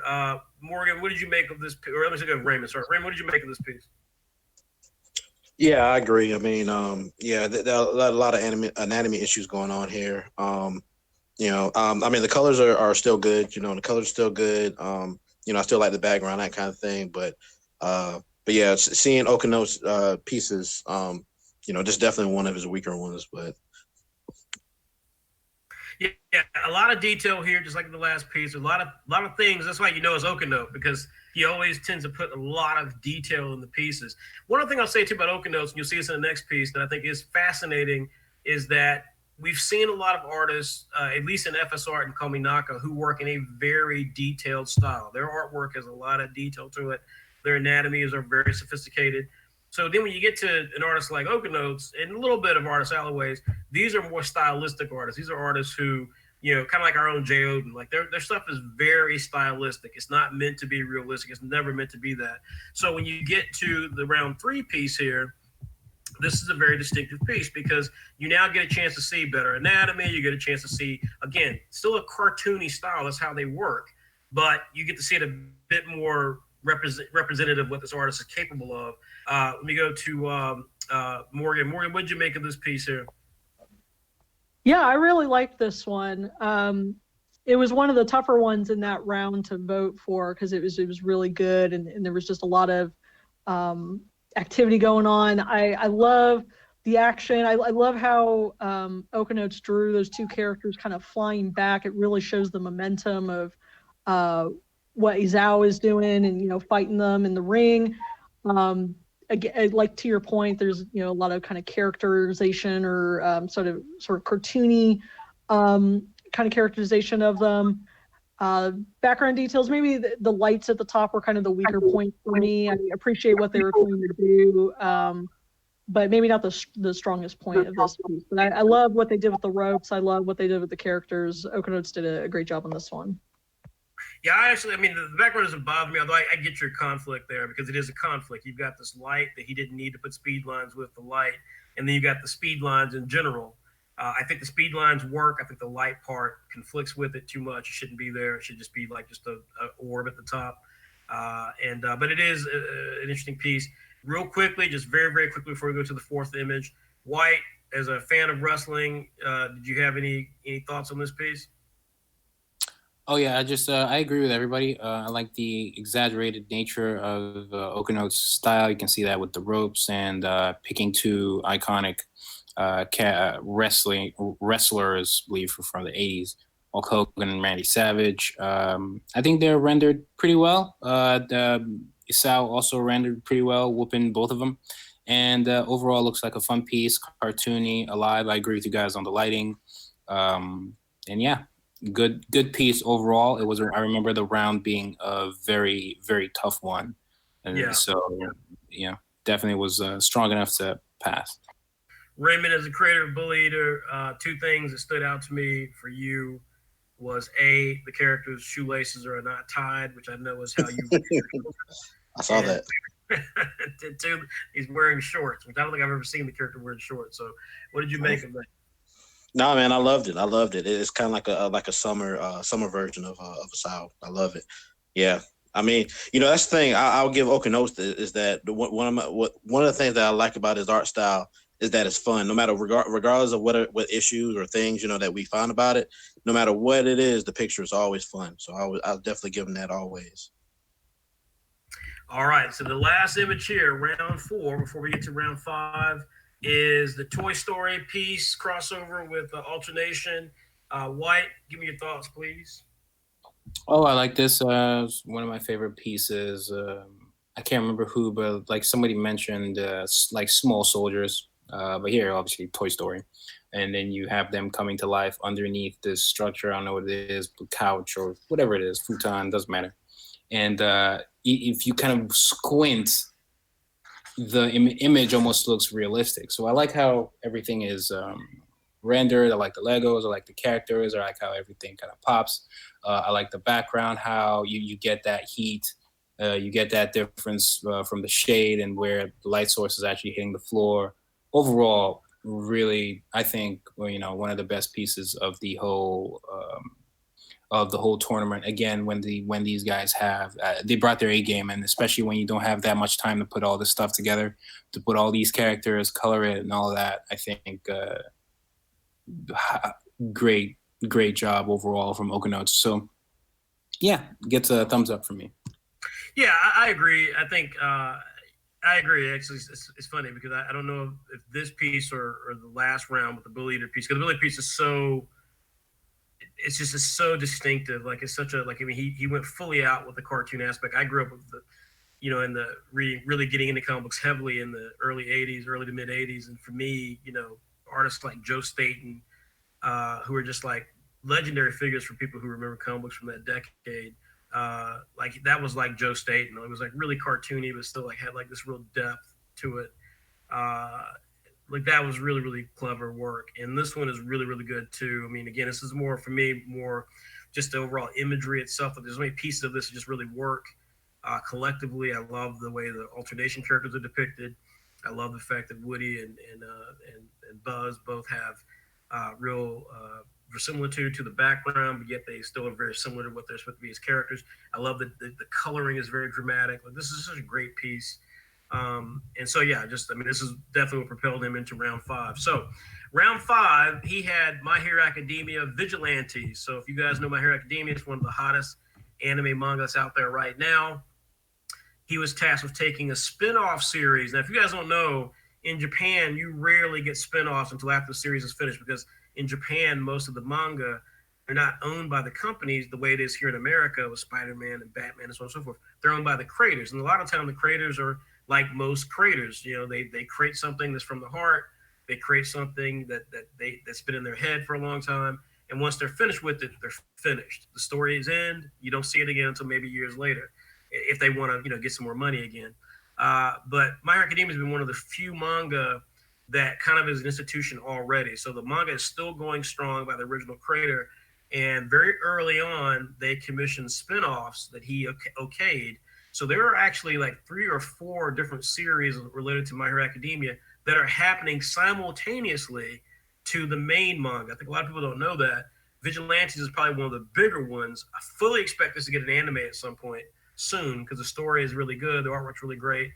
But it basically deals with characters who are affiliated with the UA school, which is where all of our heroes go to school at in My Hero Academia, except they're not official heroes.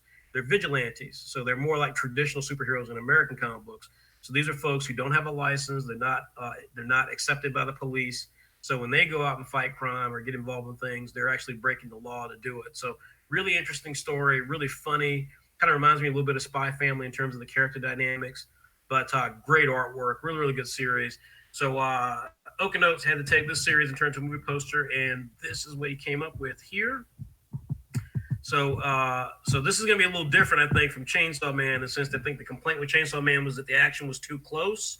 You couldn't see the chainsaw. This one, the characters are way back. But these are the 3 main characters that are in that series. So let me start off with you,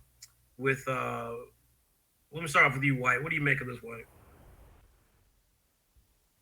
I like the background. It reminds me of it's since the characters are really far apart, like further back, you get to see a lot of the background as well. And it reminds me of an old school Batman cartoon. I get what Okanotes was trying to do, especially from a movie poster standpoint. There are some movie posters that are really subtle like this. But I think more so with the rendering, less so with the background. I think the background is okay in some areas. Again, it reminds me of those old school DC cartoons.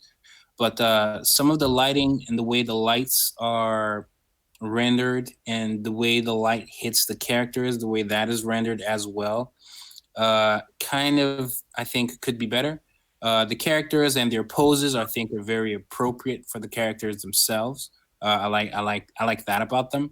But then I think, them being farther away, we don't really get to feel the energy of what's going on. I just feel like the characters should have been closer, and I think would have appreciated it more. Even the logo being on the ground, vigilantes, it's kind of getting cut off on the sides, so we don't get to see the full logo, and it doesn't pop as much. So it's one of those really, really subtle posters, especially if the series was like really, really popular, they'd be able to get away with stuff like that. But again, I think from a rendering standpoint, especially on the characters being so further back, and then some of the lighting kind of making your eye just kind of get lost with all the characters to a degree, and not being able to appreciate the way Okanotes put the characters together, like the actual illustration of the characters, I think takes away from the piece a little bit.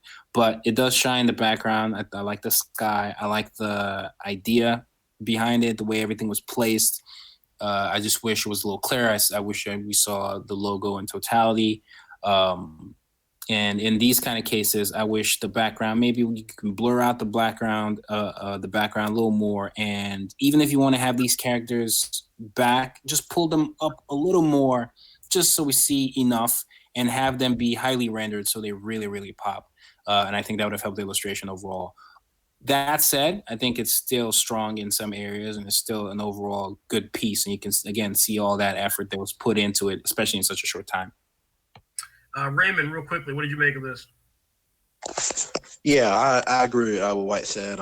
Especially the Batman animated series piece. That's kind of the vibes I'm getting with this poster. Like I said, Okano's style is really fun. I personally, I just wish that we could see more of the characters, because that's where he shines in drawing like different expressions and things like that.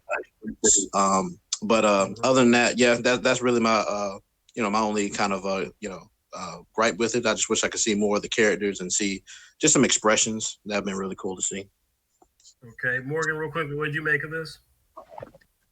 I mean, yeah, I agree with a lot of the sentiments that Raymond and Whyt had. I think once Whyt pointed out the Batman aesthetic, that actually made me appreciate it a little bit more, because I was like, it seemed really familiar for some reason.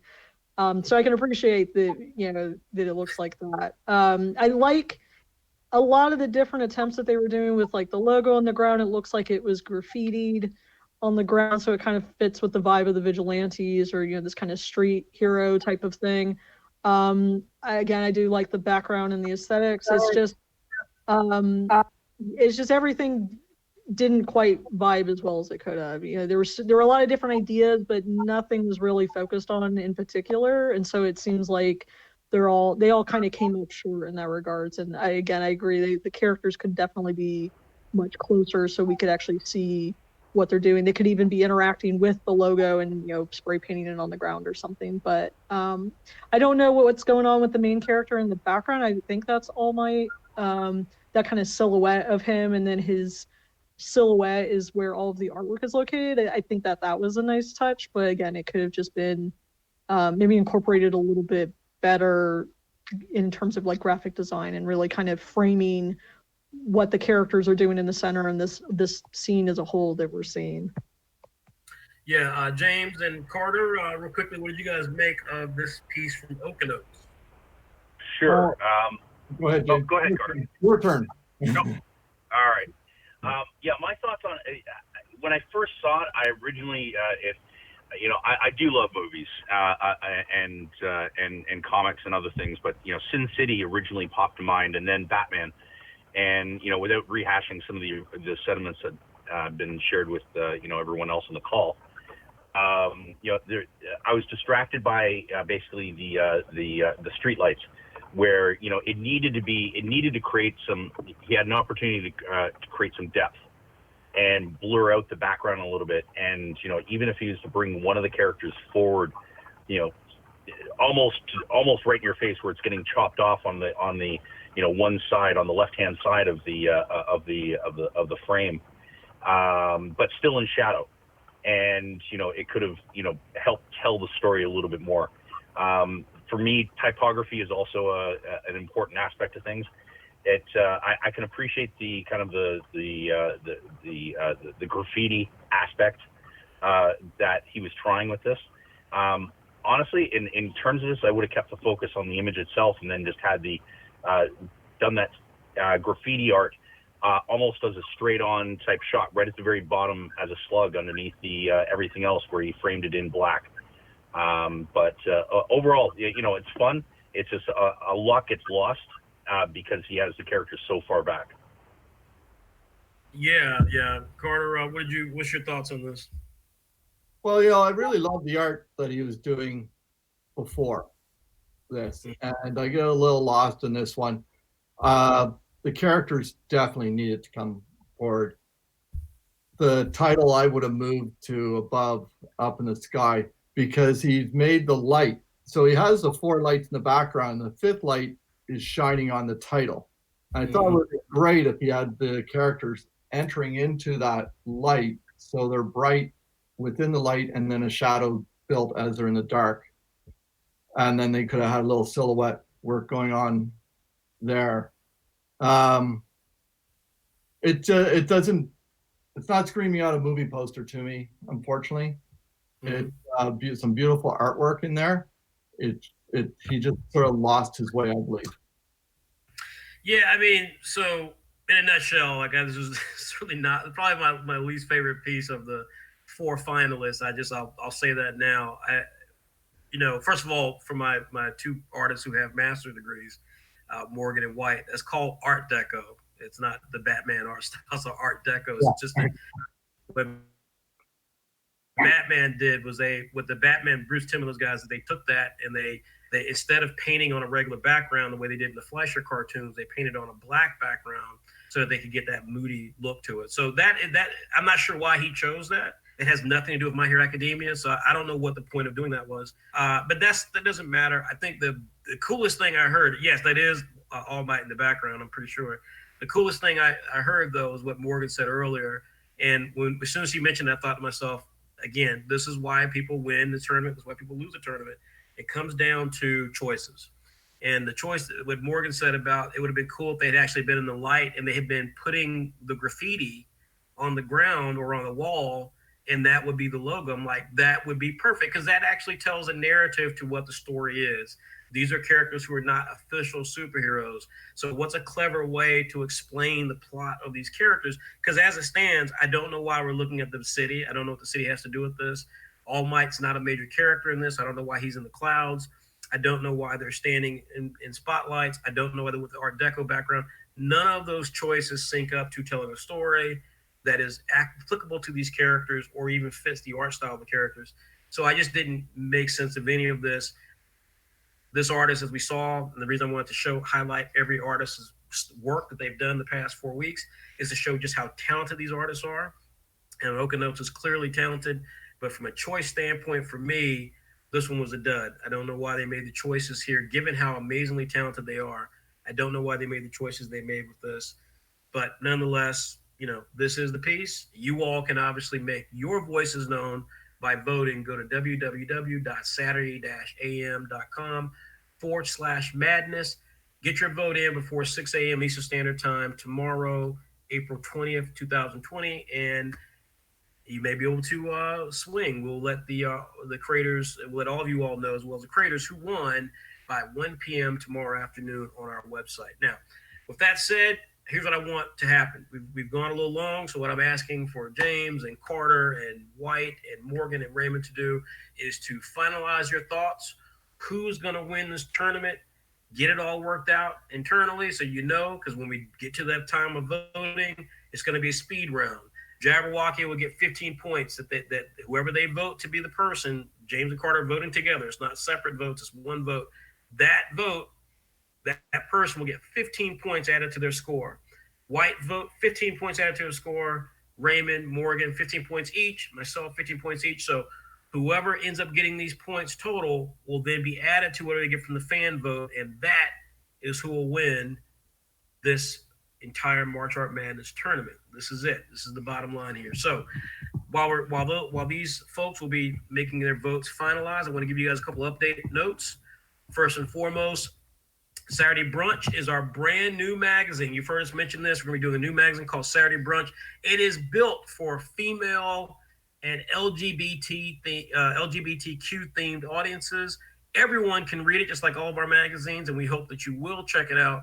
but we are really excited to be doing a magazine that really puts a focus on female characters, female creators, and as well as LGBTQ communities. We're really excited. We've started to bring forth some amazing talent that'll be a part of the magazine when we launch. We've still got more talent that we're going to be adding to the magazine, but we can officially announce today that there are 3 series that you'll be seeing. First up, of course, is Kill Shot by our very own Andrea Doni. This story takes place in America with a female collegiate volleyball team who's striving to go to the top. The main character is from Europe, and there's going to be a lot of hijinks ensuing as this young female learns more about herself, as well as striving to be the best athlete she can be in her volleyball team. So it's going to be a really cool series with, of course, gorgeous artwork by Andrea Doni. Really looking forward to this. 2 new series that will be added to this group will be Henshin by a artist out of the UK named, oh God, I'm going to have a brain fart here, Mitch. I apologize. I got to get Mitch's last name in. Mitch Proctor. Mitch Proctor, my bad. I was going to say Mitch. I'm so sorry, Mitch. Mitch Proctor. Mitch is ultra talented. I am so excited that we have a series. This is a series that takes its influences from the Henshin type shows or Sentai type shows you'll see in Japan. There's no giant robots here per se, but there are these warriors who can get formed when evil strikes. This is going to be a very multicultural, very diverse group of people, including some LGBTQ characters. Mitch's artwork is gorgeous. His style, his design sense is just amazing. You can see it with the logo. You all are not going to be disappointed with the series. It is going to be awesome, and we're really excited about that. The other series we'll be adding in is called Spirit Pizza. It is from the one and only Dagger Starfire, aka Amber Lee. You guys are going to love this. This young woman is from New York. Mitch is from the UK, by the way, but Amber's from New York. Her series involves a young female who is looking for a job, gets a job at a pizza parlor, but the pizza parlor is really a front because what they really do is hunt demons. And so it's going to be a really fun series. We've got some more series coming forth, but we're really excited to have 3 very different types of series. I'll say it again, folks. We believe in diversity, but what we don't believe in is boxes. So the fact that this is a magazine that's going to be catering to female creators and female characters and or LGBTQ characters and creators doesn't mean that this is about romance or about certain things. It means this is about any story that you could have on Saturday AM or Saturday PM that just features really awesome, clever art and characters who are just a little slightly different. And we can't be more excited about this. If you are out there and you're a female creator and you've got some interesting ideas, then you can apply.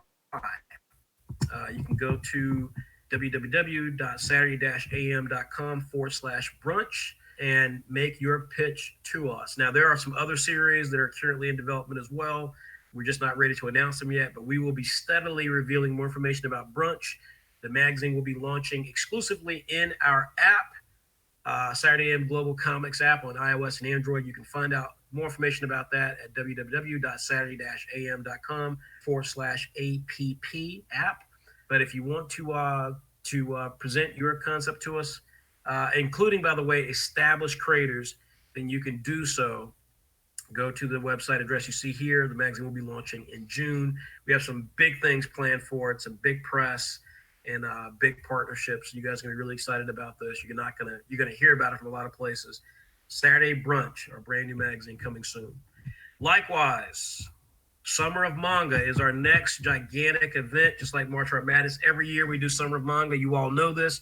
This year's Summer of Manga with the new logo here is going to be entirely different because for the first time, folks, we're going to be doing something new with Summer of Manga. Now, if you don't know, Summer of Manga is where we take creators who want to get their work into Saturday AM. They actually can pitch us their series. If we agree to it, we'll assign them marketing and editorial help. Sometimes they get to work directly with the creator. They'll get a page count, 10, 15, 20 pages, and then we'll officially debut them at some point in the summer during what we call Summer of Manga. Previous years, we've debuted people like Morgan Walker here on the chat. We've debuted people like Dan Tularshevak of Crunch Time out of Cyprus. We debuted last year Zafe from Nigeria, who then went on to become the hit creator of our hit series Orisha, which is currently in Saturday AM.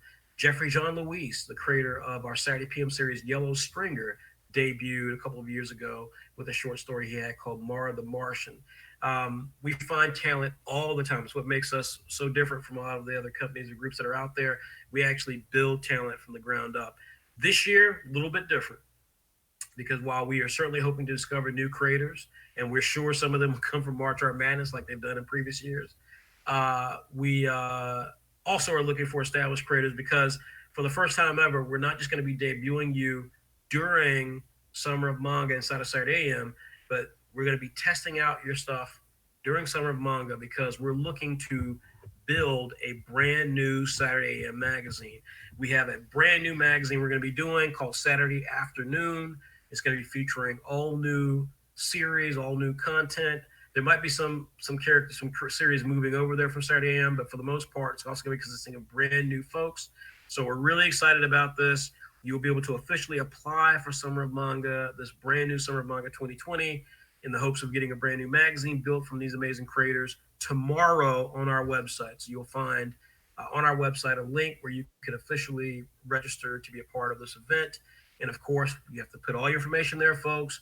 There will be an age limit, so please make sure you read everything appropriately, because if you fill it out incorrectly, we'll just dismiss it outright. So this happens every year. We get thousands of entries. We always discover the hottest talent. So please make sure, if you're serious about this, that you read the rules. No, you cannot apply if you're 16 years old. You've got to be of age, 18 or older, and there'll be other stipulations that we have that you'll need to make sure you fill out. Last announcement I want to make is that Saturday Wars is coming. You all have heard us talking about Saturday Wars for a very long time. It is now officially coming, and you'll be able to get a sneak peek of it during free comic book weekend. If you guys know Free Comic Book Day, it always happens on the 4th of May, or the first weekend of May. This will be available via our app or our website. You're going to get a sneak peek of our first big, massive crossover event, and then we'll be giving the details as to when you'll be able to see the remaining story, when and where. And it's going to surprise you. I think you're all going to be really shocked by it, but we're going to be really excited to give you guys all the details. So tune in the May 4th weekend, which is also Star Wars Day, I think, May the 4th. Please make sure you tune in for that. It's going to be really cool. With that, folks, we're now going to do our big vote. So I want to speak to everybody here about what you guys chose, and then we'll reveal what the winner is going to get tomorrow, once we've decided who that final vote tally is going to be, from James and Carter with Jabberwocky. But first, let's go through the list here, folks. So I'm going to go back up here to the main image here. Unfortunately, I'm not going to scroll through everything. We don't have time for all that. So I'm just going to get to the nitty gritty here. We got 4 artists. Here they are. This is not the images they drew. You guys can vote on those to see them yourself. 4 artists. I'm just going to go down the list of the artist's name. Actually, I guess I will go do this because it'll be a lot faster. So real quickly, I'm going to go to each person. Be ready. All right. Artist Alleyway, she had Spy Family. Morgan, should this win March Art Madness 2020? No. Raymond, should this win March Art Madness 2020? Yes. Whyt, should this win March Art Madness 2020? No. James, Carter, you're really getting one vote from you guys. I'm sorry, but what you guys vote? Carter, I'll let you on with this one. I feel yes. And for my vote for this, it is yes. I do believe this should win March Art Madness 2020. Next up, Call Me Naka. Yeah, Chainsaw Man. This was his piece. Okay. So therefore, Jabberwocky, again, it's just one vote, but James, did you have a different thought as we head on? Because again, it's going to be one vote. So I'll let you guys figure it out later and you can tell me, but what do you make of this piece? I really love the piece. In terms of the challenge though, I don't think that it sort of lived up to what was really there. You lost focus of the, basically drawing to the attention of what Chainsaw Man was.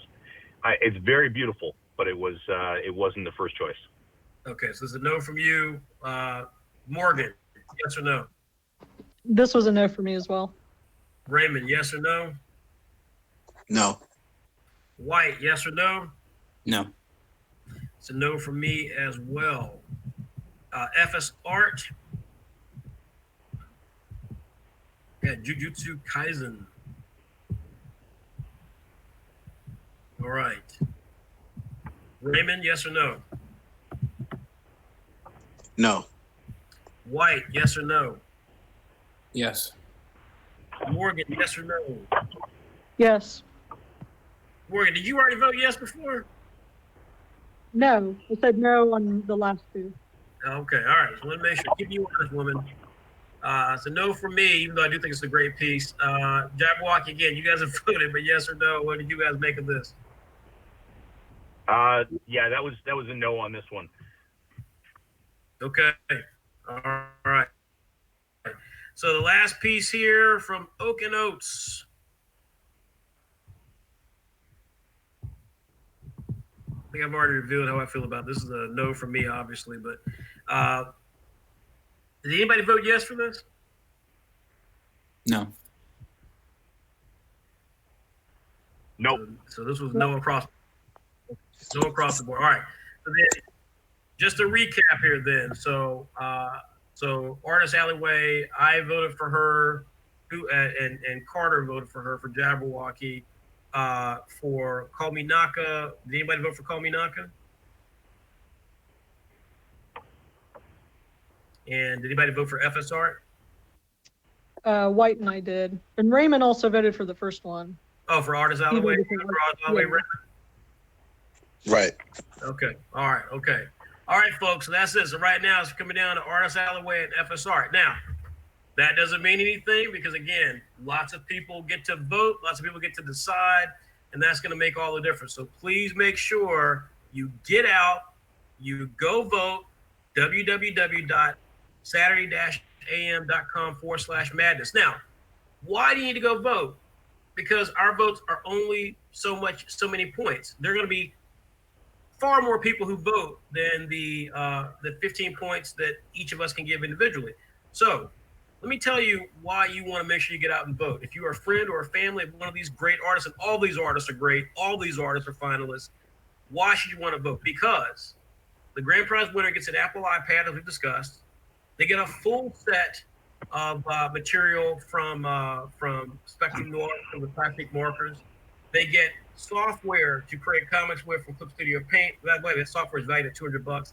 The marker set's valued at $600. They get a full set of toys from Pandemonium Toys, but Jabberwocky Toys has offered something more than that. We're really excited about what Jabberwocky is going to do as a sponsor of this event. Really excited for what they're offering. So I want to pull it up on the screen. I'd like for James and Carter to reveal what they're offering on behalf of these amazing artists this year. And then likewise, we'll talk to Jasonis. Jackie, can you get Jasonis in on the chat real quickly?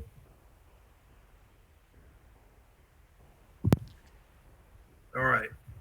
Carter, do you want to reveal this, or James, whoever wants to go first, please feel free to. Yeah, Carter, you know what?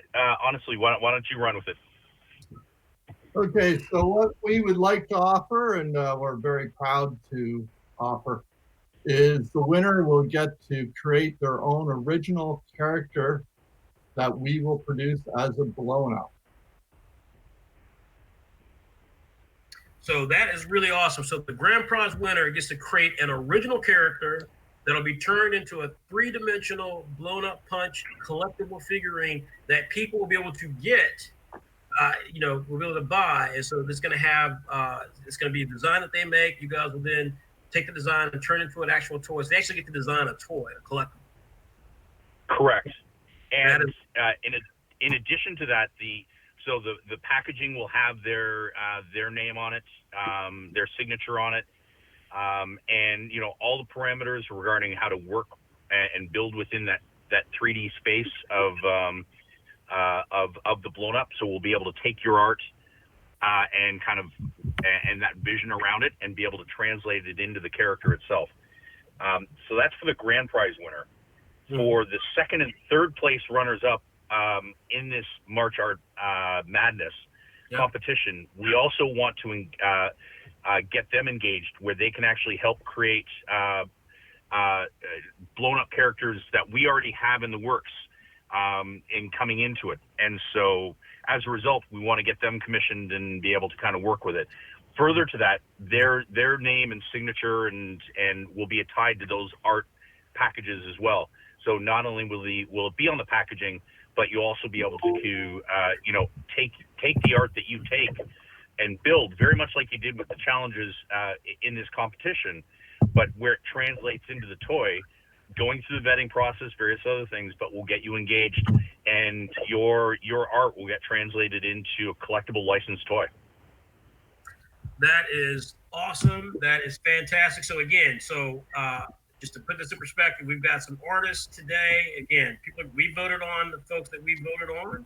Our fans are going to be able to vote on additional people, but from there, we're going to be able to have even more people added to the mix here. And I know you guys looking at a blank screen and trying to pull up some stuff here. So bear with me one moment. I'm going to cancel the screen sharing here. Let's get it back over here to the main image here. Hopefully you guys can all see that. Because I can see it myself here. There we go. Okay. So what's cool here is that we're going to get these folks are going to get commission work to get to create artwork that then gets turned into collectible figures. So grand prize winner gets an iPad, gets a full set of markers from Spectrum Noir, gets a software, expensive software package from Clip Studio Paint, full set of action figures from Alternation, but they also get a commission chance to create an original character that they create, and then the runner-up and the third place finisher will also get a chance to participate in creating commission artwork on behalf of Jabberwocky Toys that will eventually end up being a toy. That is really awesome, folks. That is really kick-ass because we're trying to, again, to empower and incentivize up-and-coming artists. And that being the case, Jasonis, are you here?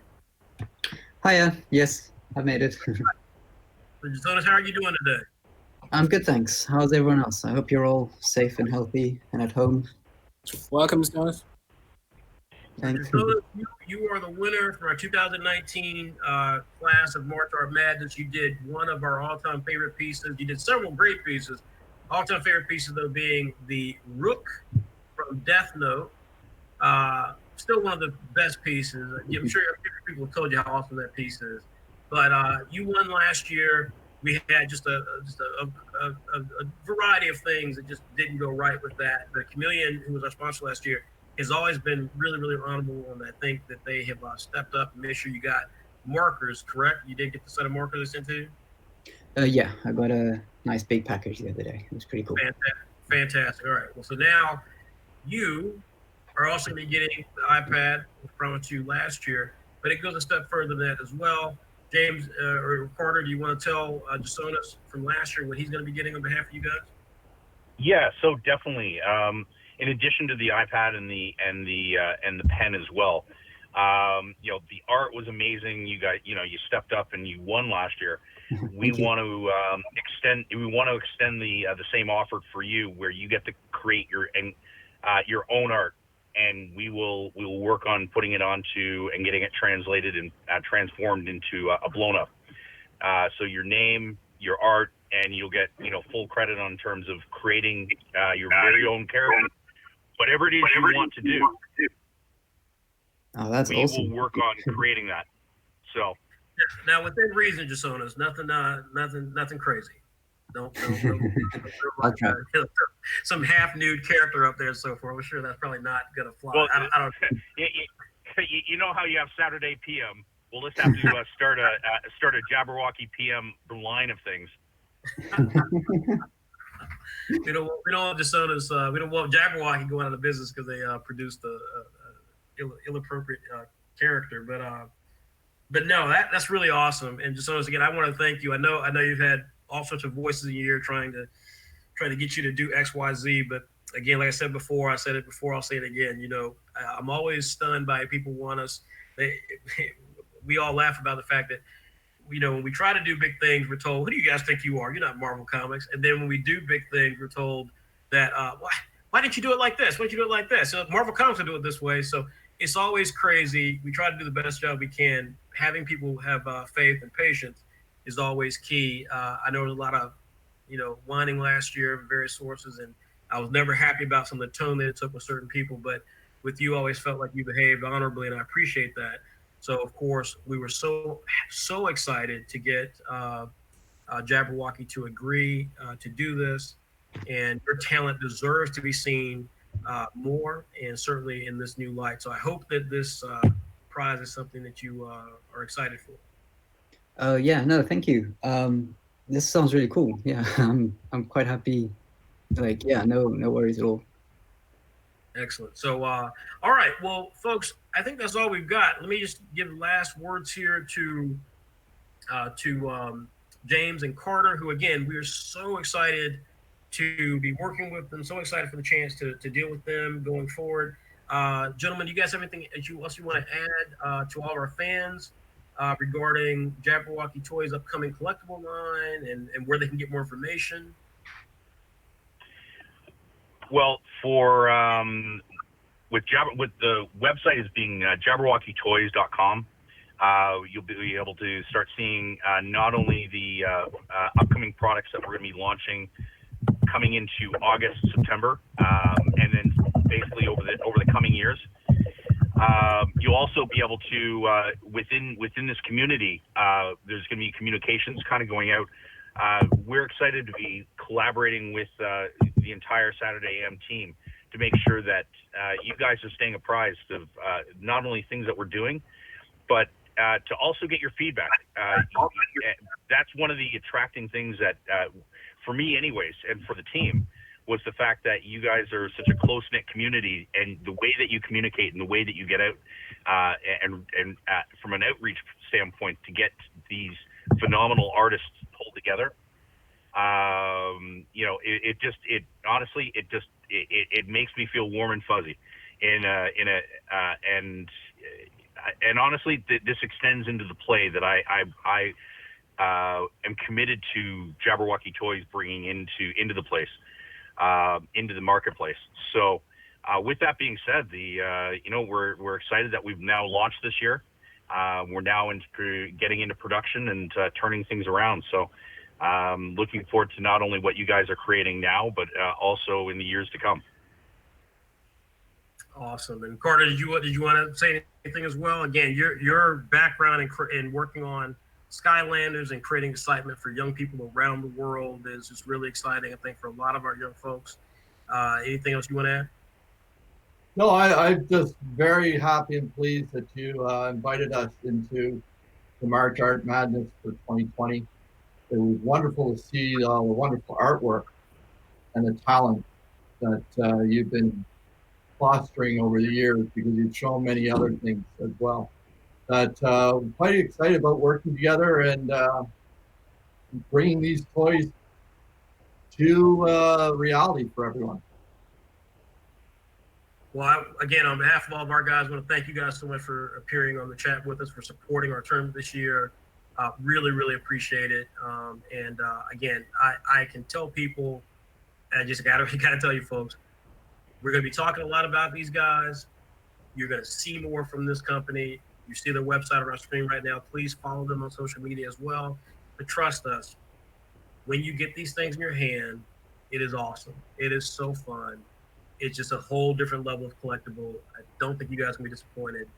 And we're really excited. I've had the pleasure of my life for a couple of decades now of working with people to see really creative companies and really creative individuals, and these are two exceptionally creative people, and I think you guys will see some great stuff coming from them over the next couple of years. So please check them out on their website, via social media. And stay tuned as we'll be revealing more stuff from them very, very soon across the entire spectrum of Saturday AM. Real quickly, Whyt Manga, you want to wrap things up here?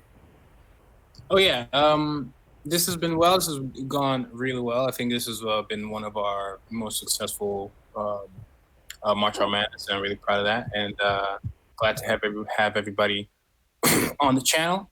And I think this went well. If Raymond, Morgan, everybody else wants to have any other final words to add in, you're welcome to. You guys can check out Raymond, Creative Bully Eater, Morgan, Creative Soul Beats, also on the Saturday AM website. So yeah, this has been fun. And unless Fred, you have any other extra words, we're out. Folks,